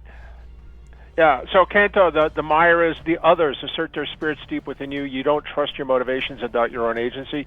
So the others were spirits of other crew members aboard the ship that went down when Kanto's spirit had been fused with this part of the ship that was this big, weird musical instrument, right? And they did not believe in the work being done by Ladens. And so this Mire is another voice coming up saying, you're on the wrong track. This isn't, what the heck are you doing? It's doubting even my own agency in this situation. Okay. Enough. What is going through you while you see this Leviathan? What is your mire in this situation? He's just kind of staring at it, like eyes wide. I imagine he's still pretty young in this pupation, so he's just kind of staring back, like mouth kind of open, like reality TV surprised face, and a bit of the color on his fur and wings have faded. Okay. Since your so your mire is your colors and stories fade. So normally you're blabbering about all your stories as well, not just listening, also telling stories. You're like dead silent. Yeah, at the moment. he's just completely silent, just staring in awe. Let's also say the world is slowing down for you, and everything is in grays, black, whites, and grays. Yeah. Okay. That's cool. Ooh. Color is lost. Fiber, what is happening? What is going through you? Okay, so this is kind of I'm thinking a very conflicting moment for Fiber, because one of his drives is to bring down a Leviathan. But of the Mires I have, I mean, the one that seems to kind of fit here is something is hunting you. You're sure of it. And so, like, obviously, like it's one of his goals to bring down a Leviathan, but at the same time, this thing is super huge, super scary. So I'm thinking he's just kind of like awestruck and like frozen. While, like almost like he can't believe it.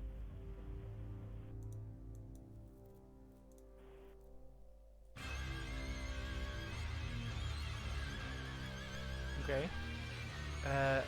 Is this the Leviathan that is hunting you? That has hunted you in the past? Do you recognize it? He doesn't know what's hunting him. It's like a sixth sense, and this might be what's hunting him, or it might not be. He's not sure, but he knows it's big and scary. That's for sure. Okay. Dots.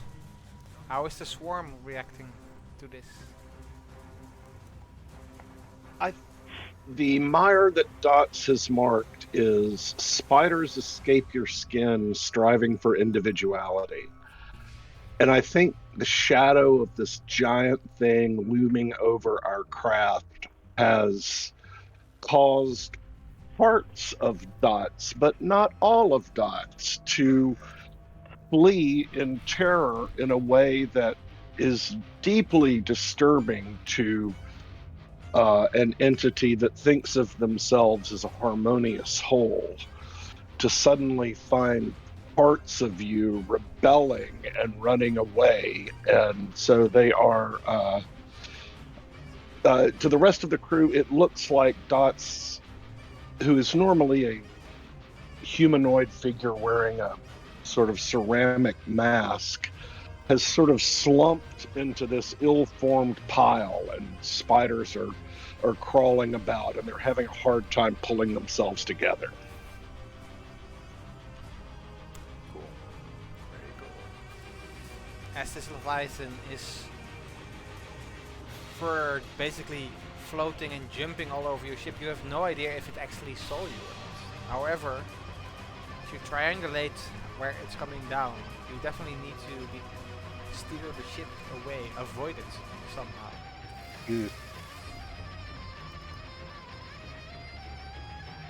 All right. One of you will need to roll for a ship rating. How does that work? So on the No. ship, on the ship sheet, you have armor, seals, speed, sauce, stealth, tilt, and depth. If you want to speed away, you will need to roll speed. If if one of you steers the ship speedily away, for example, other people of you, I will ask if some of the crew is helping in some way to give the ship quote advantage. Yeah, so what are you guys doing with a note?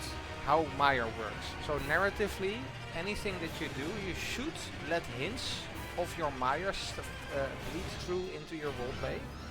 And if you try to act contradictory to your Meyer, so you need to act in the way that you wrote down in your Meyer, but basically if you want to do something else, you get a cut of, in this case, 1, since you marked 1 Meyer. If your Meyer is higher, then you cut that many dice. Okay. And I would like to remind the crew that I have the aspect wholehearted, which will give us increased impact on any one action once per scene. So Okay. this dodge roll we're essentially making here, I can help out with that, I think. Yeah, how do you do that? Dots, what is Dots I also doing? put a note. Yeah, I added a note to the chat that Dot, you can, if you're tending the engine, you can get a burst Right. of speed Well, we've got a by tending the 2 engine. rating in speed and a 3 rating in tilt. So I'm thinking we just wrench the rudder to one side and try to Yeah. Steer away from it. deke out of this thing's way as it crashes down through the canopy. Yeah.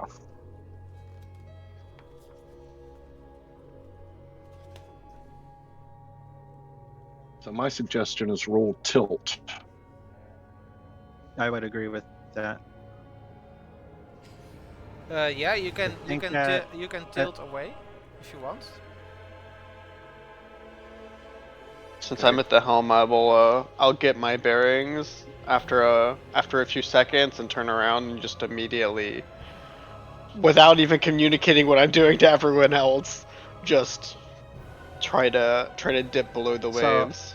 So Fiver's running towards the helm. He's like, "It's coming to get me! It's coming to get me! I know it's coming to get me! Let's get away from here! We gotta get away! It's coming to get me! Turn, turn, turn!"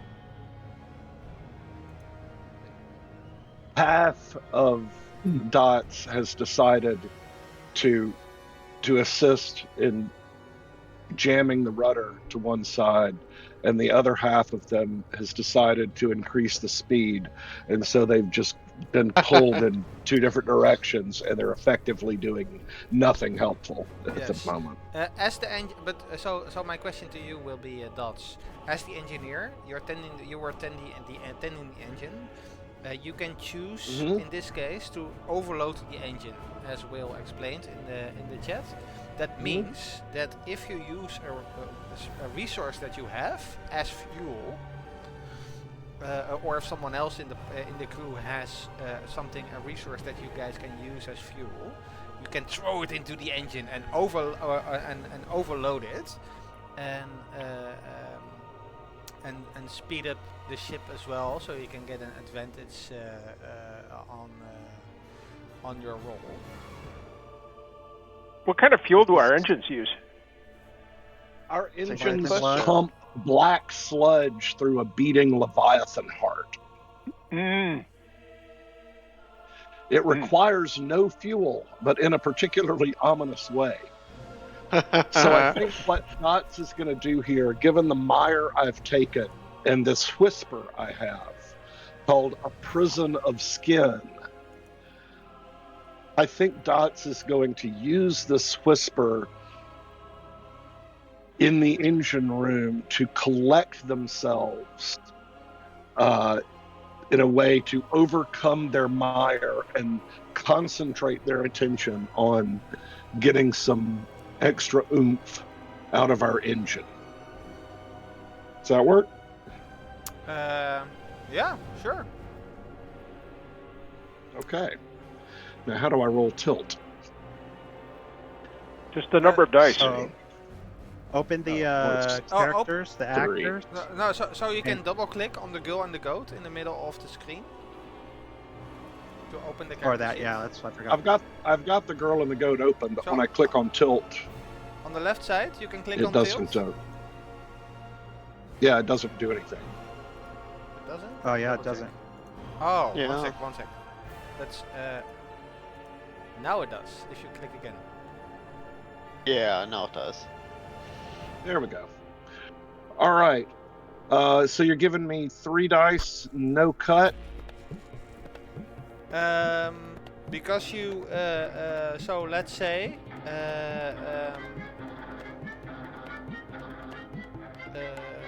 let's say because you overload, Or because you overload, you get a you get an basically you get an advantage and a cut. So you get okay. 4 dice. Oh, you cannot. That's funny. You can't add Let any me on roll that. You cannot add advantage on that. That's because rules is written. There are no add dice Yeah. on ship Ah, roll. okay. Ship rating rolls are flat, Right. just totally flat. Yeah. Okay. That's right. That remember, Will, we went through this before. We have had this discussion. Everybody Yeah. goes through this. It's kind of Everyone goes it's through kind of this. weird, but it's fine. Let's say your advantage and your cut works out, so you just roll without a cut. Okay, here we go. Roll and tilt. 3 dice.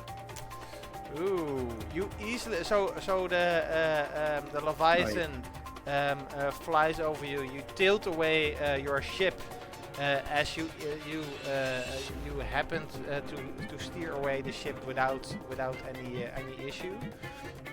You did use your whisper, so your whisper is gone from your mind.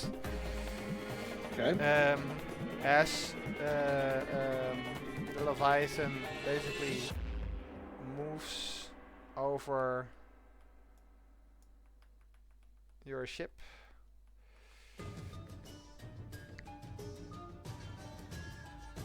And you steer away and you see it disappear into the waves. Get him, Fiber. No. Last thing I need to do is bring attention. Alright. I need like a quick 2 minutes. I gotta go take care of something. I'll be right back though. Okay. One of Dots' drives is to craft a weapon that will bring down a Leviathan. And I think they sidle over to Fiber and say, we'll get him one day. Yeah, you have a lot of links with Fiber in that case, because he also has a Leviathan backstory. So Today wasn't the day. We'll get him one day. the Wildsea definitely takes a toll on those that sail it, as you all accept for a nice chef. Got some anxious experiences. Big teeth thing is gone. Indeed. Chef Kokua, I need to disable that it automatically moves. 1 sec. No panning. Chef Cocoa. Well, you were weather watching. You, in a very monotonously calm voice, you described the weather with flying over leviathans and gathering clouds. What else? What else do you see after the leviathan passes away? Roll a d6.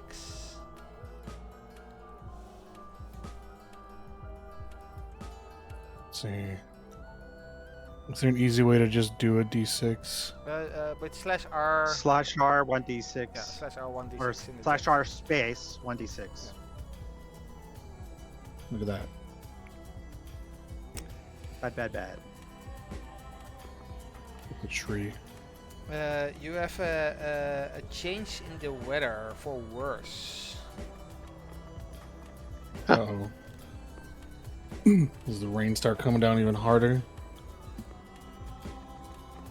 Or is The rain turns now into hail. accompanied by lightning. It's raining wretch beaks.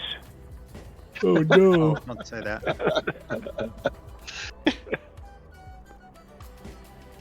Yeah, that Leviathan that just passed over. Yeah, I have some bad news, guys. This isn't rain. Oh my god! No. It's piss.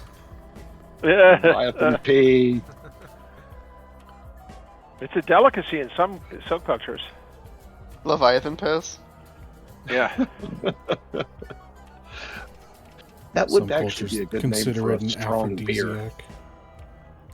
Yeah, collect we don't some know the piss. effects of it. The storm, Some piss rain. as the storm passes, gets intensified even further, lowering visibility, and basically makes it harder to perform any actions on the deck. Our water purifier Oh yeah. fills up though, doesn't it? Yes, absolutely. it does. Yeah, it does. But well, if you cut a path, and that is basically what you were doing, right? Yeah. So you do get a barrel of fresh water.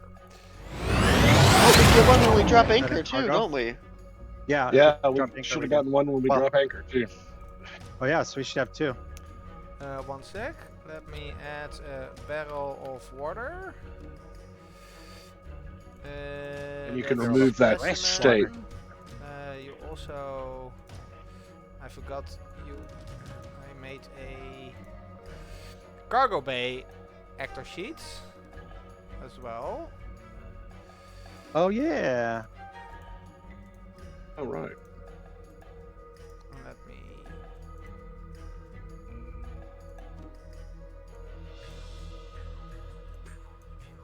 Let me add another barrel of water.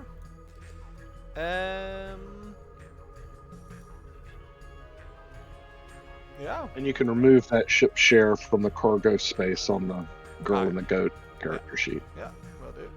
There you go. Note you can, yeah, so you all have access to the resources on the cargo bay. Yeah. These Oh, are resources, not cargoes. Yeah, they're counted as resources. Basically, common Okay. resources on the ship. Cargo is a special thing. Yeah, cargo is a special thing. Yeah.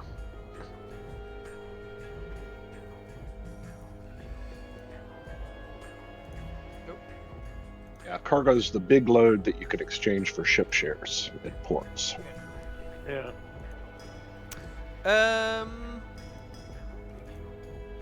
Yeah. Next day. You wanna travel onwards? I hate Could this rest weather. to clear Washes our me mires. away. You can rest when you arrive, Let's right? get there. We could rest when Rest we when we arrive. It's just that we're slightly dysfunctional the whole time. But So what does I the think- mire give us or affect us? The Maya gives you a cut equal to the number of a number of dice equal to the amount of marks on your Maya if you do something that contradicts your Maya. Okay. Maybe just carry on and try to heal up when we get there, or I don't know. Well, what does Yeah, the rest I of the agree. group think? Maybe forge ahead since we're only Yeah, we're only 2 one away more now. track. Yeah, In this weather, I like that idea. we can't see what's right in front of us. Is that safe? Well, it doesn't need to be safe. We just need to get there quick Well, out of the weather. That's true. It's still basically rain though, or is it some other precipitation? No, it's heavy rain. It's heavy rain. It's heavy rain. Yeah. Okay. Great. All right. So I noticed, my mire is about agency, right? And agency, right? And I noticed that I had a whisper called aleatoric music, and I Googled it. And aleatoric music is random music. So the interesting thing here is that what you're hearing is Kanto as he loses agency, a sense of agency in his actions. The music is sounding random. That's sort of always around him. It's sort of random and discordant. And discordant, yeah. And alea, by the way, is Latin for dice. That's the root of the word aleatoric music. Interesting. Interesting. Thank you, Cliffy. All of a sudden, we're on board with Brian Eno. So, you want to forge ahead? Yeah. Yeah. Your passage across the waves is rough, swift, but you hear the loud roar of the engines. You guys, you're pressing on the pedal, so to speak, as you feel basically the heart of your ship thump, thump, thump, basically throughout the ship. The hull and the hallways are slowly trumping and vibrating with the heart of your ship as you press it for speed and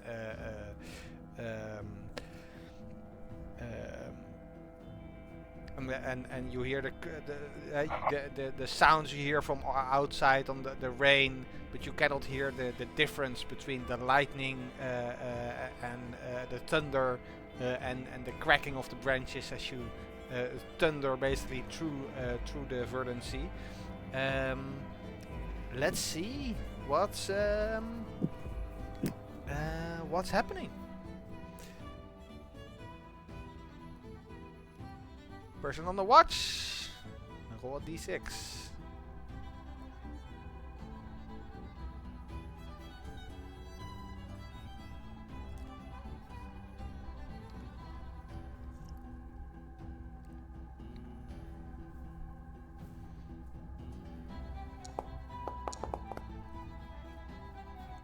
Ooh. Nice. That'd be good, right? Forget it's 1, 2, 3 is nature, 4, 5 is man-made, is fabricated, and 6 is peaceful. Is that what I forget what it is? Yeah. So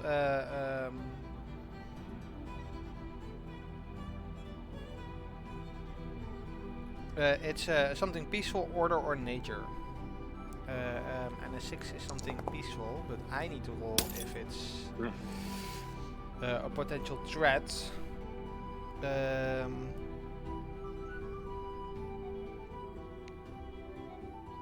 undercrew were kind of, the herd got spooked. Indeed. So hopefully they didn't. Indeed. That's a good. Hopefully they. That's a. Oh no. I love it when the players give me food for thought. Because indeed, the undercrew. Those guys are going to be nothing but is trouble. Very. How do you say that in English when they're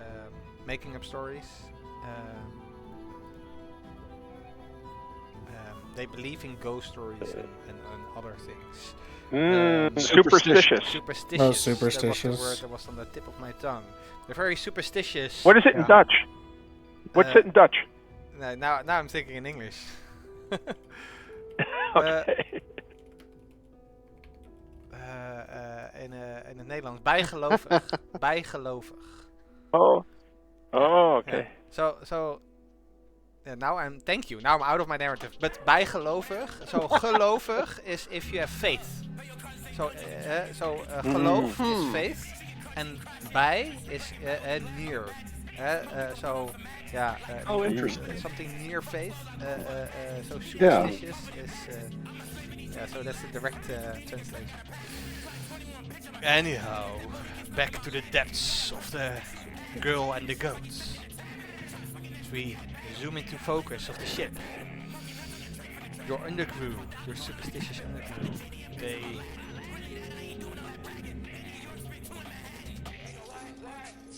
a fight is breaking out.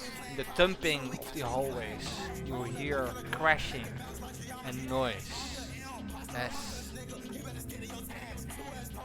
something is happening down below.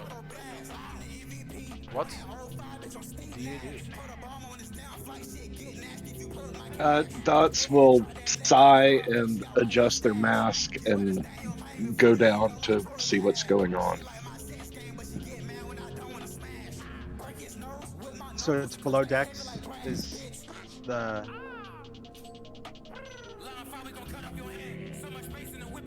Yes, it's below decks. Pat, so you leaving little pieces of yourself behind still? No. I think I'm to play into the mire. Yeah, I mean there's still some spiders. I'm having a hard time holding it together. But yeah, I'm struggling downstairs best I can. Ladies, Yeah, I gentlemen, know he'll be what's walking going down the on? stairs. He's got like a bloodshot eyes, tired. He's carrying a coffee that he's like drinking out of like every 2 seconds. Why didn't you tell me we have coffee? How long have we had coffee? I make coffee every morning. It's chicory nut coffee. Ugh. This truly is a horror game. So Fiber is up on the deck and he's just super alertly keeping watch because whatever's out there, I can't let it surprise me. Okay. So Fiber is on the decks, watching out. Yeah. Yep. Kanto, what are you doing? Kanto's little self-absorbed. Really wondering why he even got on this journey a little bit. And the music is not that enjoyable for people who are close. Fiber, I don't know how close you are. I'm like up on the decks. I don't know where you're at.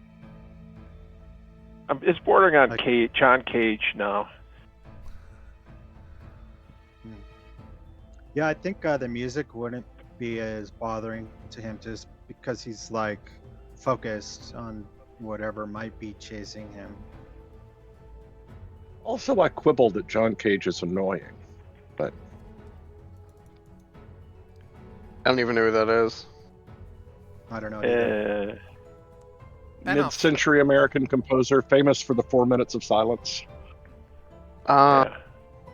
Enough, where are you? 4 minutes and I'll have to 30 look it seconds. He's going down the stairs. Yeah, okay, so Enough is going down the stairs.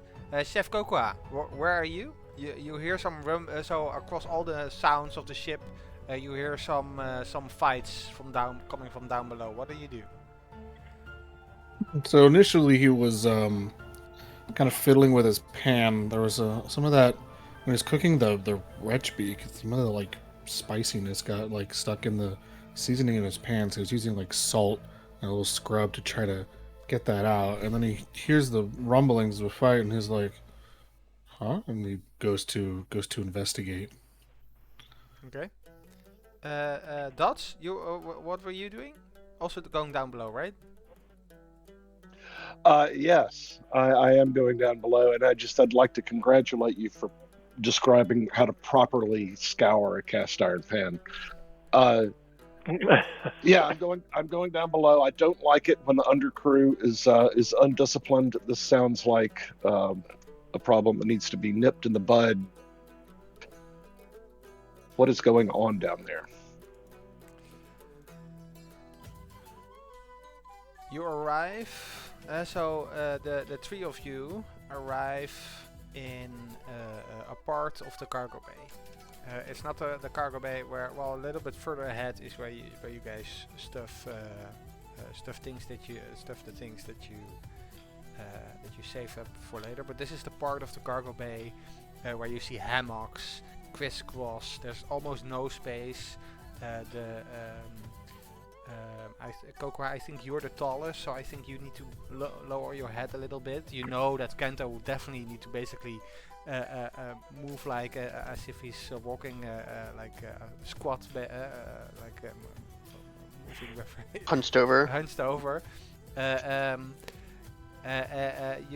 You hear some. You see some of the undercrew like in a circle, yelling, and you see. Four of them in the middle of the circle fight. What do you do?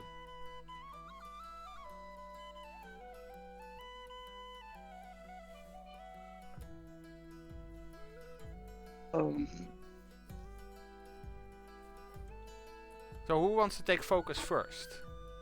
Let me put it that way.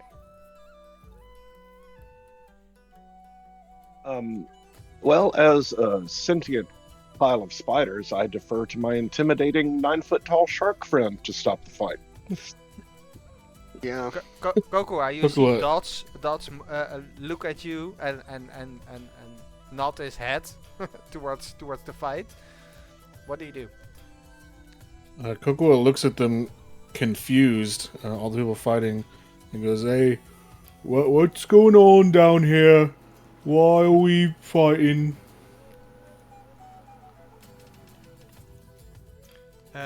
So these Inagu are very much yelling, etc. So the nearest one is like, "Oh, you want to make a bet? You want to make a bet as well?"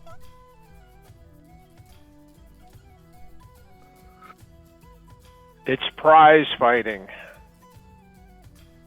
No, we're all friends down here on the ship. We're all friends now, no fighting. It's not good. At the moment that you say that, you see one of the four with his knuckles punch the other another man in his across his tooth, and you see like blood sputtering away and like a tooth flying out. Ew. And you know, so he's an ardent. And you know that they cannot regrow teeth compared to you.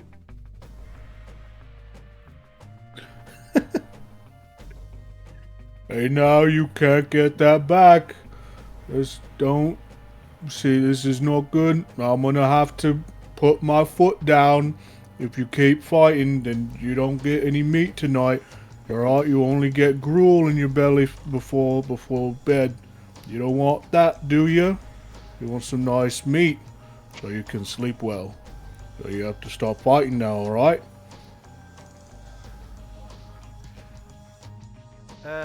You want to calm them down? Yeah. Basically threatening them. Okay, yeah, you wanna because it sounded like you wanted to talk some sense into them. Yeah, I mean, I'm basically it's not like a threat. I'm just saying, the food won't be as good if you keep fighting. Yeah. You only get the icky stuff. I'm just saying that if you want to threaten them, you need to roleplay something threatening. It's As fine if much of a so threat you can is, roll like- sense. I would allow for you to roll sense in the way that you described that you're acting if you want. Roll sense. Okay.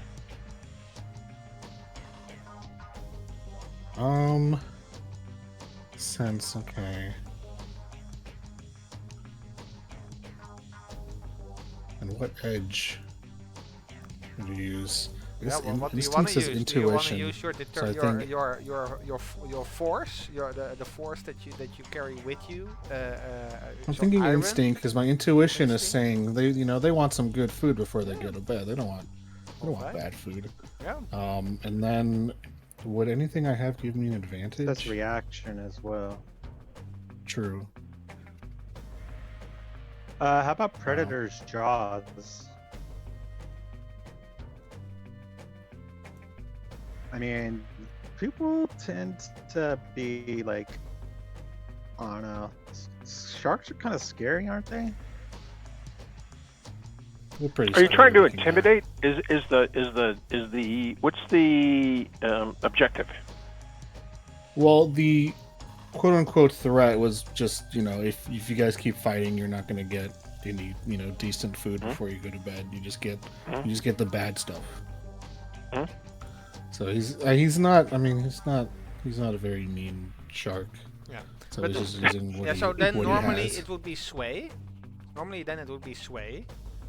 You can what you can do is you can roll sway with an advantage because you're holding your reef iron pen. If you're talking about food, I would say if you because it sounds like you want to sway them. Okay, I don't have anything in sway, but sure, I'll try. This is what I'm trying to do. But add an advantage because you're you have your reef iron pen and you're talking about food. So Okay, so just +1 advantage, right? and the edge. Yeah. Don't forget your edge. Yes. Yeah. Alright, You let's see don't how get this any goes. guts because you don't have any Myers. You get a conflict. So you get you do get a success. So they do start to listen to you.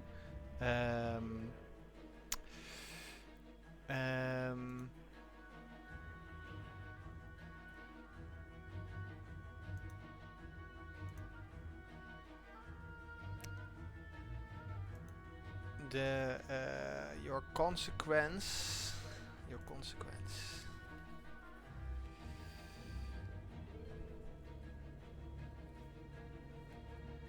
They now expect more than gruel. That's what I was gonna say. I was like, now they're expecting something good, so now I have to like. yeah. I probably like maybe I have to use like the Oh, pinwolf God. jerky we just got. Yeah, Like, we've been feeding them gruel this whole time. No. So now I have His to eggs like are make poached something good over tonight. medium. I wanted them Yeah. over easy. Yeah, oh God. Over medium. Highest maintenance egg order you can imagine. Right? It's impossible to Yeah. hit that target in a busy restaurant. Yeah, Can't be yeah, done. true. Can't be done.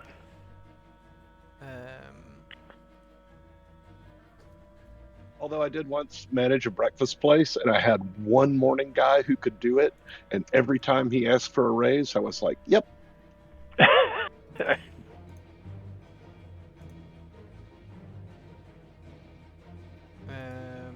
So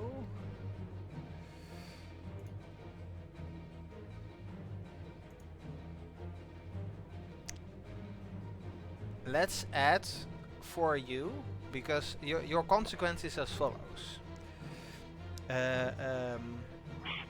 You add a temporary track called Terrifying Chef. Okay.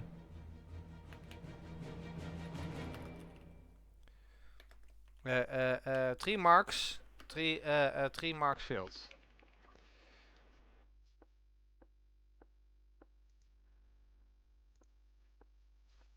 The crew is terrified of you making bad food for them. So they will slowly, they will calm down, they will stop, they will. Yes, chef. Yes, chef. but they are terrified of you for a certain amount of time. So that will give you a disadvantage while interacting with the crew for a while.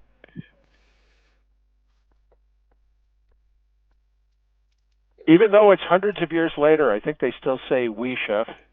We chef.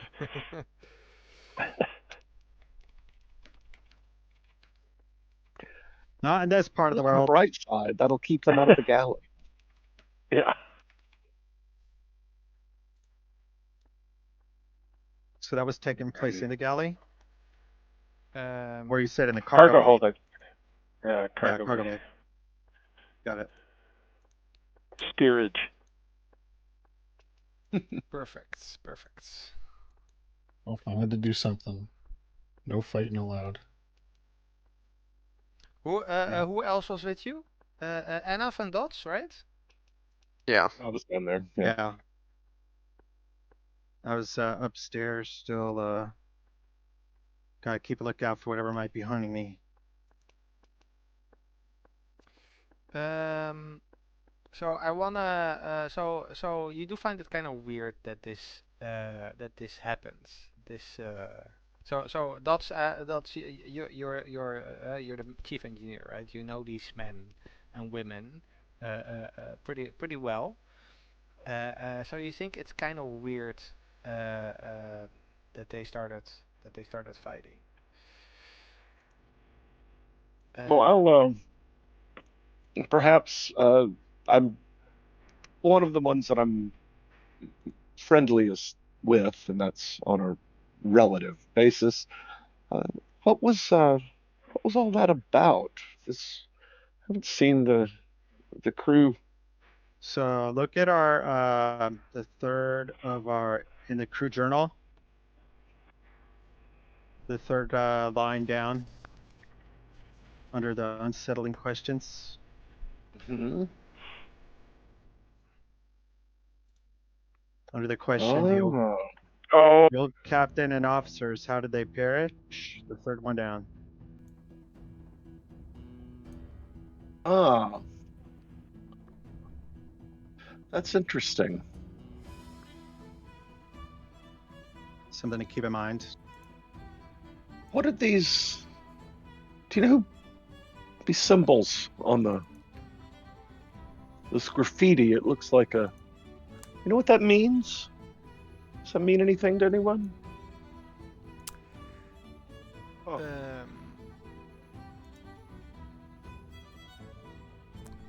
What do you want to roll for it?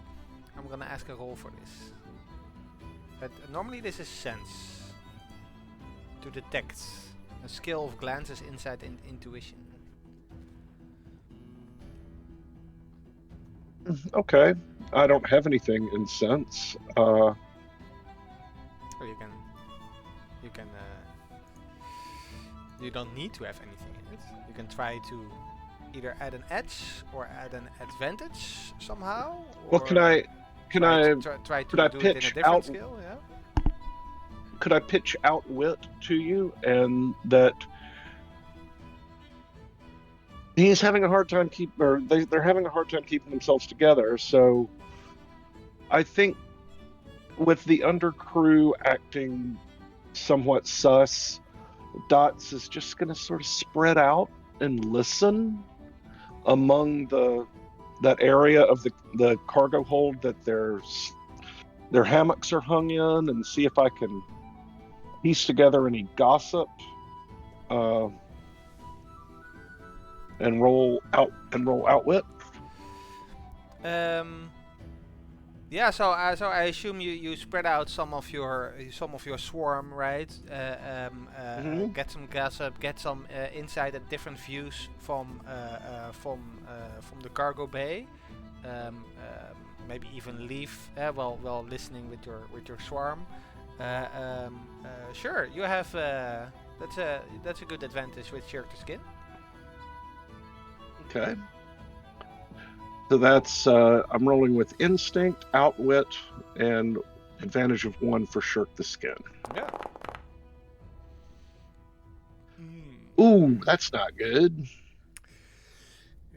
Now I'm going to use Wholehearted to increase the impact on. Oh no, I can't do that. That's only on a successful action. Never mind. Yes. I'm just gonna suck it up. Is it a disaster? It's a disaster. No twist? No twist, just a disaster. Got a 1, 2, and a 3. Like the worst possible. Yeah. Right? Well, I guess maybe 1, 1, 1 would be the worst possible, but that's pretty bad. You get a twist. Oh, you don't have a twist with it at the moment. So No, he doesn't have it. for sure, your Mire is the individual of your swarm. Not all of your spiders come back to your swarm. They disconnect. Market damage on your shirt to skin aspect. For sure, that is Okay. because part of your Mire and using this aspect. You do not get a good sense of why or the origin of this of why this fight started. They're all mumbled and to be honest, you sense a like an emotion, afraid. Some of them are afraid to look or say at anything. You do hear some words, death and above. Death and above? Enough. What were you doing at the same time?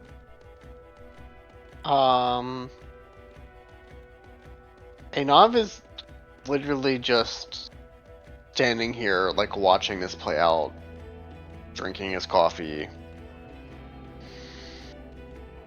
He's being very quiet.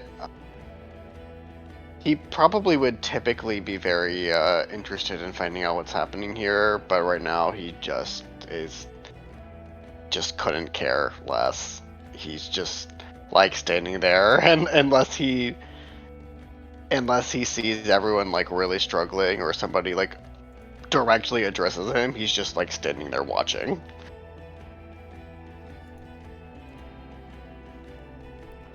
And probably like very disappointed look on his face.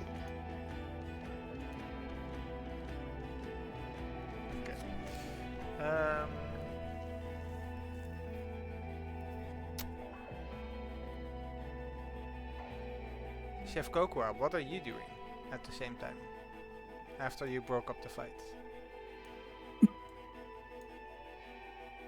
Well, I gotta go back to getting this damn spicy wretch beak taste out of the pan. Those darn fighting fellers down there interrupted me in the middle of that. I gotta make sure this thing is good and properly seasoned and not holding the weird tastes of other things still on there.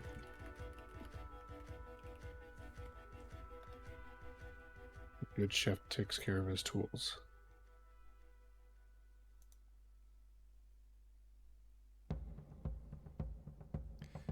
Okay. Well, you guys slowly make your way up. Dots, as you gather yourself, or at least what's left of your swarm, you do note something marked, something scratched on the side of the inner hull.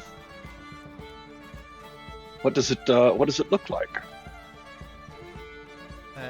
You move closer, and it looks like a circle and 3 words, like as if they are burned into the flesh of the side of the ship. Ooh. Is it in a language that I can read? I'm fluent in Low Sour and have a little knock, but that's about it. You cannot read it. All right, I will bring it to the attention of the other officers. This is rather disturbing. It's just on the side of the Yeah. hull? On the inside. On the as if inside or it's on the outside? On the inside. Yeah. in the cargo area. Yeah. Oh, Yeah. okay, so I Some- wasn't there. Unless, I guess if you call me down, I would look at it. Someone just put this here. I think we need to, I hate to say it, pay close attention to the undercrew. Things aren't well. Long sip At least- of the coffee. Yes, obviously things are not well. What do you think happened to the rest of the crew? They're on edge. There's someone or something stirring them up. I admit I shouldn't have done it. I eavesdropped on them and wasn't able to pick up on anything, but they're making me uneasy. I think there's trouble afoot. We should be on our toes. Perhaps we'll get to the next spit and it'll blow over. They'll probably try to kill us next, like they killed the ones before us. Well, then we shall kill them right back.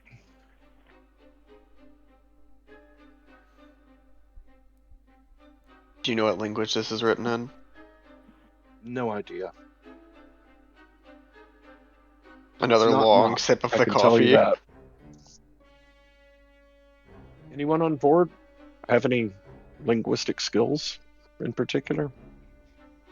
I only Kanto speak can low come sour. down. Yeah, Kanto can come down, and I don't know if it requires a check, but he has Hyven, which is a pre-verdant, primarily written language. Yes. And Regretfully, you only have one mark in your language. yeah, that's a smattering. Yes. So that is a smattering of simple words, but no readable. You cannot read any hyphen. You know a few words. You need to have at least 2 dots to have knowledge, to be able to read some words.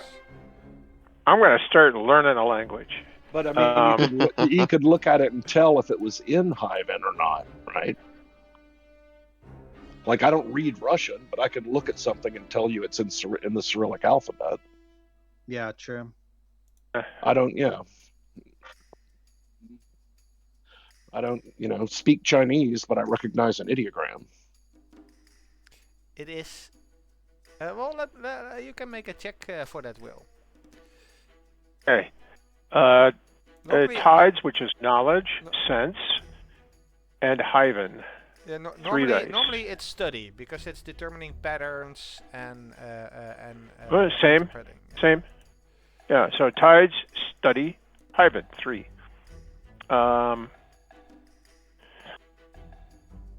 But We you don't forgot how to add do your this. language to a skill roll. You can use a language instead of a you- skill roll. Yeah, the language is like a skill, Okay. basically.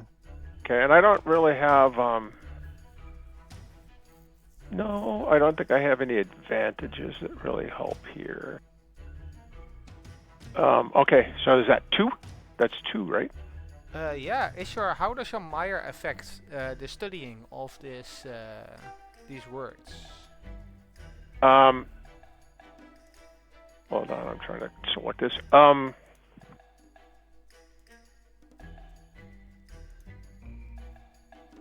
There's a confusion of voices inside my head. The voices of Layden's, my father, and the voices of the others. I'm not sure which is really directing me to do this. Is this something my Dots is father like, would so want me there- to do? So there are 2? Why is this a problem? 2? That's 2 Two. voices? No, well, the others, Okay. there are more than one others. But yeah, so there's a little bit of a complex inner dialogue going on that causes me to wonder. I don't understand why I'm doing this. I don't know my motivations. Is it me doing this? Is it someone else doing this?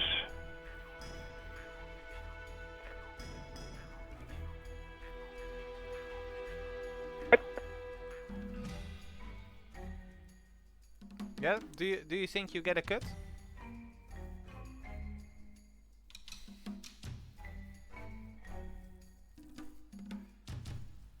Oh.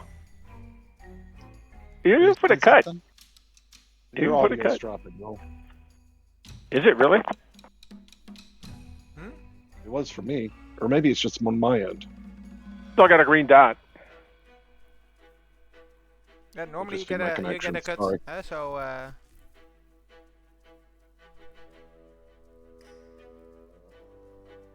So cut.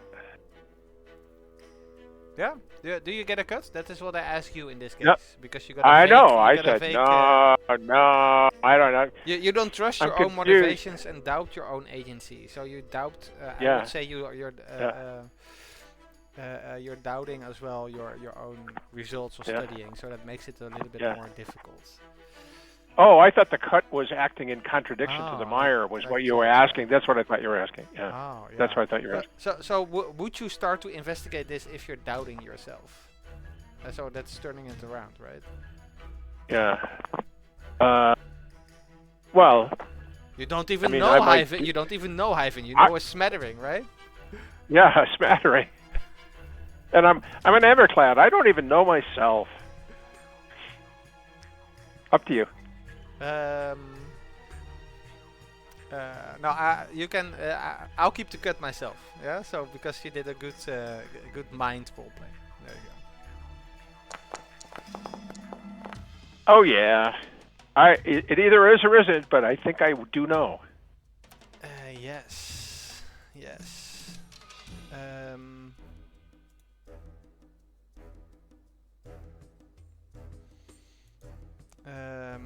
You recognize these words, and in fact, because you get a triumph, these words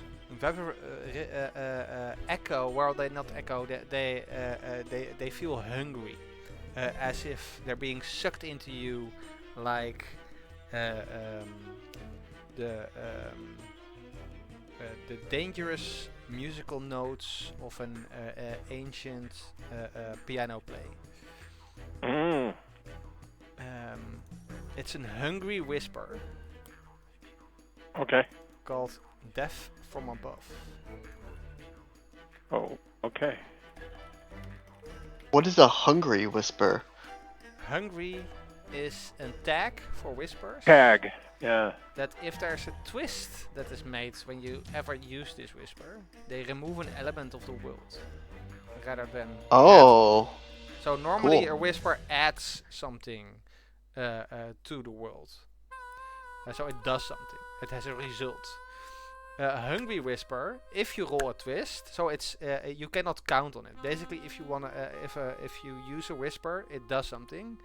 A hungry whisper has a chance to do the negative of it. Basically. Yeah. Okay. Something. Yeah.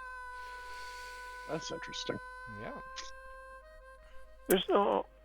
And Oh, I got it. The- Okay. There. With the triumph, I'll also give you the following: the circle around it. It feels like this whisper, these words, were put on the whole as a ritual. Okay. And on that note, we end today's session. Woo! I hope all of you enjoyed it. Yes. Yes. Oh. There's a cultist among us. Mm-hmm. Real quick, did we get our last 2 dots on the 3 mask survival track? Yes, yes. So in Okay. the morning, you guys will arrive at 3 masks, and at that moment, Okay, when you and then- see, when you see some smothering smoke in the distance of the spitport that you expected to arrive at, that is where we end the session. Hey, Which so are smoke you is not a doing, good thing. Are you doing what's your approach on milestones? Are you doing a minor milestone per Yes, session? Yes. You Okay. guys will get a milestone that I will think of.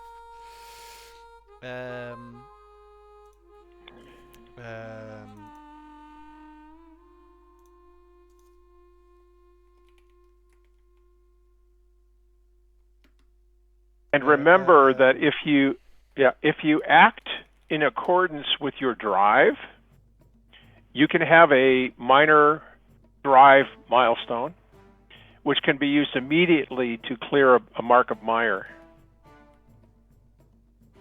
during play. One Piece music. Yeah.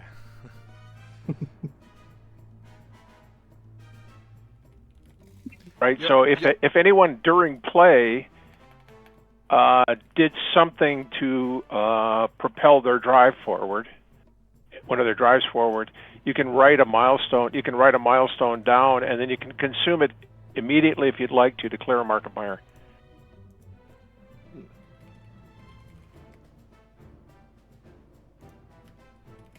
It's an interesting game. It's obviously high narrative, but there's a lot of crunch too. It's just a different kind of crunch. Yeah.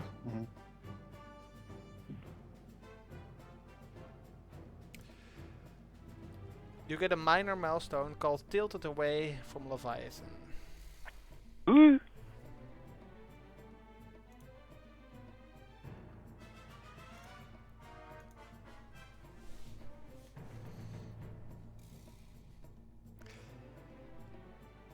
On that note, I would like to do a roundabout at the end of the session. I would like to ask each of you what was your favorite scene moment of today's sessions, and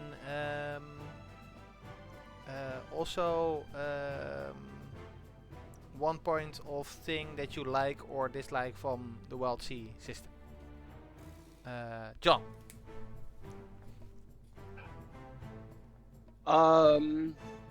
Let's see. Favorite moment of the session. I just enjoyed the overall, I felt like the characters grew together as a crew and we learned more about the ship and it started to feel more about a place, more like a place. And I really enjoyed that. My critique of the system is the same as it has always been. Twists sound like they're a great idea, but all they end up doing is putting speed bumps in the flow of play. The origami butterflies. If they happened half as often, they'd be twice as good. Okay. I think. There is a strategy for that, Jeroen. There's a fairly popular option, which is that the twist only occurs if the doubles happen on the highest rolled number. Oh. So I like that. To be honest, I like the part about the way I do the twist, about positive and negative twists, depending on the number. Yeah. The number. Yeah. It gives me so I have done Blades in the Dark as a GM, also with Terry and Michael, and the most difficult thing for me were to think about consequences, because it always needs to be okay, what's gonna happen next, and you really need to get into the super creative flow in your mind, while also thinking about the narrative. Well, as a GM, you already have a lot of load on you, and what I really like about twists is to spread the load a little bit. And that is something that I like more, and it's not about changing the narrative, it's about adding to the narrative. So I understand your negative point, John, but I think the positive thing is it should add things to the narrative. I agree with you, and that works I think it works in games like Blades in the Dark, where there is a better sense of a collective shared space. In the Wildsea, there's there's so much emphasis on this boundless imaginative possibility that when a player is asked to come up with a positive twist, I don't have constraints on me like I would if I knew I was standing in the Major General's drawing room. I agree that it is an opportunity for players to add flavor and color and direction and intent and volition to the narrative. but I think it too often devolves into negotiating a narrative boundary and then picking something minor within that in consequence doesn't enhance the narrative in a way that just speeding right past that moment would have. Yeah. So I agree. So I agree. The mechanic has a pitfall.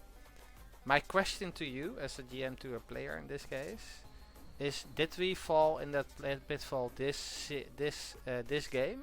And if we did, let's learn from it. And if not, let's watch for it. Yeah. So I agree. I mean, it should not be too long, the discussion. And it's also like what I did with Terry. If you recall, I sometimes I'll give you two options that, like 2 words or something that pop in my mind, and then it sparks creativity, and then it sparks creativity back. It gives a little bit more focus instead of what you say, right? It's very wide. So my question to you is: did we fall in that pitfall? And let's agree to watch out for it. I mean, did everybody else I want to know what the rest of the table thinks. I mean, I felt like Twist ended up slowing the game down more than they contributed to it overall. I like that. I think I agree with that. I think twists are cool. I think especially when we're throwing a lot of constraints on them. Like this one has to be negative. It also has to be minor. It slows it down even more because we're having to like throw out the first things that pop into our head. Yeah, it's interesting, but it also just it feels kind of heavy-handed, like forced almost. Yeah. I like the optional rule of only doing a twist on the highest digit. That seems like it would sprinkle it in just enough to be. You would have fine. the same issue, because then you still have the feeling that at the moment the twist happens, you feel out of the narrative. Yeah, No, I think. but Yeah, and now I it's think would happen a lot less only often. once But yeah, the only thing is it happens then less often. often. So Right. it's. So I will say that this is often discussed with this game. This is not like a. John's not alone. John's not alone in this sentiment. This is something that's often discussed about this game. I will tell you kind of where I fall out on it just personally is I like it because it gets me using a muscle that I want to get better at using, which is kind of this spontaneous contribution to the situation. And the thing that I will say is I think actually, at least for me, I am better at it the more I do it, not the less I do it. And if you have the right sense of it doesn't have to be a good idea, just say. This is like John Lennon. I saw this thing about John Lennon, how he wrote songs. He just wrote gobbledygook. He wrote any word that came into his brain and then said, now I can turn that into a lyric, right? So if you don't, if you do it like brainstorming where you don't block. So many shitty songs. Well, well. Okay, thanks. But maybe it's that we overthink them. Like we just need to spend less time when they come up. Like not worry too much about the consequences. Just say something. My critique is not with the mechanic. I like the mechanic. My critique is with the frequency of its implementation. That's all. Yeah. Okay. I will strive to watch out for it indeed, and that it will not take up too much game time. Like I really liked the way twists worked in montages where they had an immediate mechanical, like this maps to that, this maps to that, this maps to the other. We knew exactly what that twist did. We implemented it. We got something or we lost something, and we moved on. Right? Yeah. That worked really well. I'll think about it. For now, let's drop so we can move to everyone. I just want one more thing. One more thing on the twist is remember too that in combat the twists are rather automatically resolved, which is that a positive twist you do more damage, and a negative twist they do more damage to you, more or less, right? So in combat that is kind of handled in the way that goes. Yeah. I thought it was great. Y'all. Okay, give a moment. Really good. Give a moment during the game that you thought was really nice. Was really fun. Okay.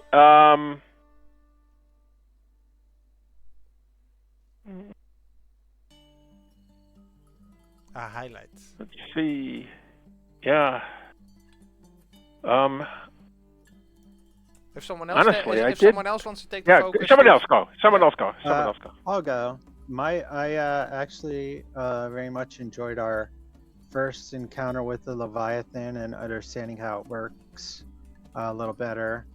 And it's kind of like for me it was kind of interesting, almost like a double-edged sword, because like one of his goals is to bring down a Leviathan, but at the same time, like, that thing is so terrifying. It's just like feels totally insurmountable at the same time. Yeah, But, that was a good moment, and it did feel good. I agree. Yeah, and then and it didn't kill us all. correct. Yeah, we were able to avoid it without Big too win. much difficulty. And then what was the other thing you were asking for? Do you have something you like or dislike or feedback about Wildsea? I mean, I guess I would say I'm kind of holding, my, reservations and opinions, and just because we're so new into the system, I'm not used to it yet. So, I mean, I agree that right now the twists are kind of slowing us down, but I feel like, that's just because we're not used to it, and I feel like if we get used to it, it won't be so bad and won't be so detrimental. Okay, thanks. Michael, do you want to go, or Will, do you want to take focus back? I yield. You yield? Okay. Michael, do you have, like, what was your fun moment of the night? I really liked, even though I didn't really participate in it very much, I really liked listening to what was happening with the undercrew. I think that part flowed very well. It was interesting to have some I did that more completely Blades in the concrete Dark story. style, completely not planned. I was like, okay, fuck, okay, what's happening? You know what? Something within the group. Oh, you Yeah. go down. Okay, what's happening? Oh, you know what? A fight. Okay, what's happening? Yeah. Oh yeah, you zero. The session 0 cultist thing. Let's add that as well. And really like, okay, let's go. Yeah. Okay, fun. Yeah. Yeah. I agree with Terry. I'm going to hold most of my thoughts until I have a bit more experience and a bit more like feel for the system and how it's supposed to work. But I think generally my biggest complaint right now is that it feels a little clunky with focus outside of combat. I feel like focus works well in combat, but outside of combat it's a little heavy-handed. Like, okay, now we're focusing on this character. Okay, now we're focusing on this character instead of just the story flowing like it would in other games. Yeah, so maybe so I'll put the mistake at me. So maybe that is also my mistake, because I felt sometimes, okay, I'll give the focus to a character to make sure that you all have focus. My ask of you guys would be then like, okay, make sure to ask for focus. When you feel naturally, it should flow towards me. Yeah, it's of course new. The system is of course new, but it's the same as any role playing. Focus is just a name. So in any role playing game, narrative role playing game, you get focus because hey, Michael, what is your character doing? It's just, I do the same with any role playing game, right? So it's just a name. I don't think it's on you. I think it's so, if something was awkward, I'm sorry. I feel responsible. No, I don't think it was on you. I think it was like, I don't know, something about when the system names something like that to me. It feels, it just feels heavy-handed when like, it's particularly noticeable in montages where, okay, this is what this character is doing. Okay, what is this character doing? Okay, what is this character doing? And it feels like nobody really does anything. Yeah, I do think that is a consequence that we're new to the game and also trying to try out all the mechanics. Because normally you can do that a lot more flowy within the narrative and free format instead of like explaining, okay, this is a downtime montage thing and everyone has a montage and so the session was Yeah. a mix, right, between narrative and explaining, like learning the mechanics. So Yeah. it is Yeah. definitely something I I- think it will get better once we get more used to it. I'll say Yeah, I it's the think exact same issue I have with downtime in Pathfinder. It's Mm. the exact same thing. It's like everybody has a downtime Yeah. activity, and it feels like nobody really accomplishes anything with it. Yeah. It's just kind of a waste of Yeah. time. Okay, thanks. Right. So Not so consequential. yeah. Yeah. Yeah, it's not so different. It's not so different from Blades with downtime too. It's just that Yeah. might be a little more structured. But remember, what we Yeah. did is, we healed. We got a sapling on the tree. We fixed things. That was all really important, because the more often you go Yeah. into bad situations with broken shit, the worse it gets. No, I So agree. it- It just yeah, feels like it yeah. takes way more time than it deserves to. Right. Like So it's what like a whole happens- sector yeah. of play instead of taking like Yeah. 5 minutes, make a couple Yeah. rolls, move on. Right, but when the players get really used to how montages work, when you enter a montage, you drop anchor, you're in a port, whatever, people just go, okay, I'm working on my project, or I'm going to try to fix my thing, or whatever it is, Mhm. And Yeah, then the okay. agency is, and then you're queuing it rather than the Firefly having to queue that. Yeah, Yeah, okay. Uh, That's anyway, fair. practice. Thanks, David. What did you like? What was your favorite moment for Kokoha? I did like immediately having use of one of my aspects with the Leviathan, with Kokua just completely no selling, like not even caring about it. When everyone else got anxious Yeah. and worried, Kokua just, like I said, I just imagined him like waving his pan at it, like, go away, go on, get out of here, while everyone's freaking out. And I mean, so for a complaint of the system, I mean, it's the same thing Michael really said, is there seems to be there's a weird like heavy stipulation on things that are usually more abstract, and then there's things that need to be stipulated upon more are just abstract. It's almost like the opposite, and so that's very difficult for me to get used to. Like I'm still just like what is my character, like what is my health. Like when we first get into a combat, I'm going to be so confused on what exactly I'm able to do or how much punishment I can take compared to anyone else or compared to an enemy. Like I know I have barrel chested, I'm not built fancy, but I'm built sturdy. I have identical hide, which gives me resistance to a bunch of stuff, and I have all that, and I see the numbers of aspects, but I still don't really know, like, I don't know what really that means. Oh, the numbers are hard to understand. And then it's like, but then we stipulate on things like there's montages for downtime, and it's like, that's kind of like weird. Like we're almost going like, we're structuring too much the things that are not very interesting, like the things that you kind of hand wave in most narratives, because it's just not really, I mean, it can maybe do something interesting, but like everyone has said, that almost seems heavy-handed, in that now we're structuring very uninteresting things to maybe force something interesting, and it's just like it feels kind of weird. Yeah. So I wanted to bring up the point that he didn't get to experience the combat stuff from the previous session, so he doesn't have that experience like Michael and I got. So I just thought about that right now, like probably maybe something like that would be helpful for him. Don't worry, David. There will be more combat. Anyway, Anyway, I think the combat actually flows well, like in the narrative style. I think taking the And I focus out. feel free to watch bit back narrative is the good. combat session, David. I'll post it. I'll edit it. It's already online for you, but I'll also edit it. And damage directly affecting your aspects that feels great. That feels dangerous and penalizing, and It feels a lot more interesting than HP. Yeah. So now. Yeah, exactly. I will.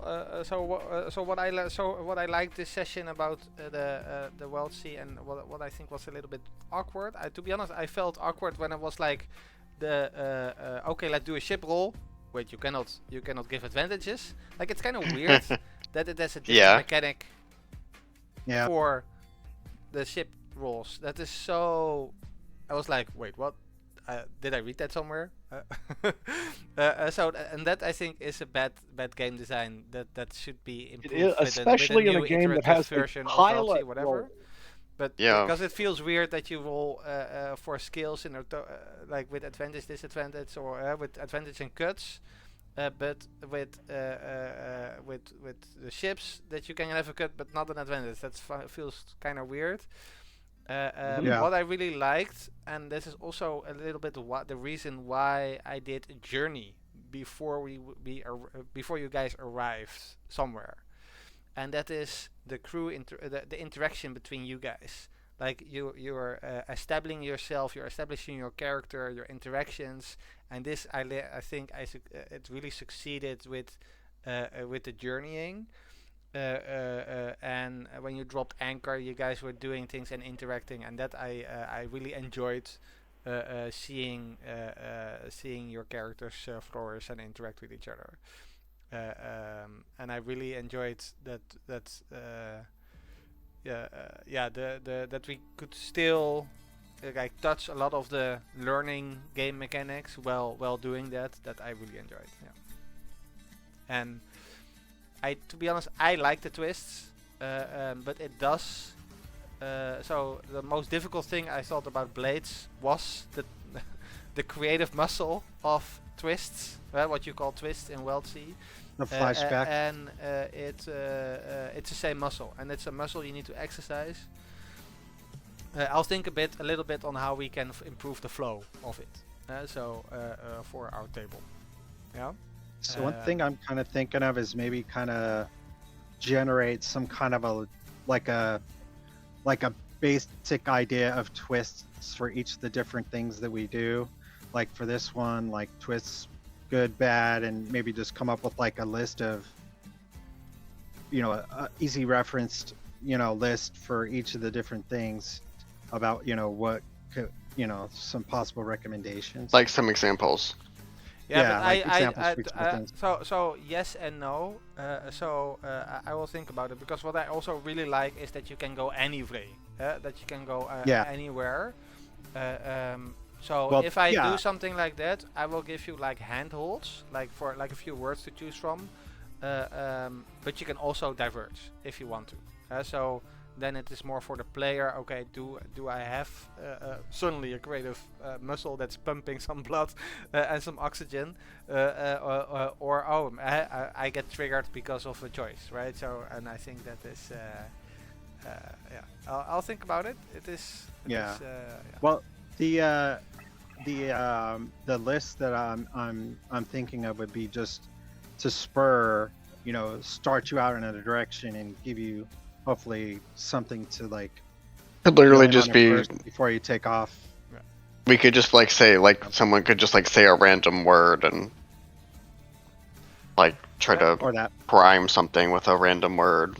Yes. For now, I would like to thank you all for playing and enjoying the game tonight, and we're also gonna close down the stream. So thank you all. See you next week. Good job, Thank you. sir.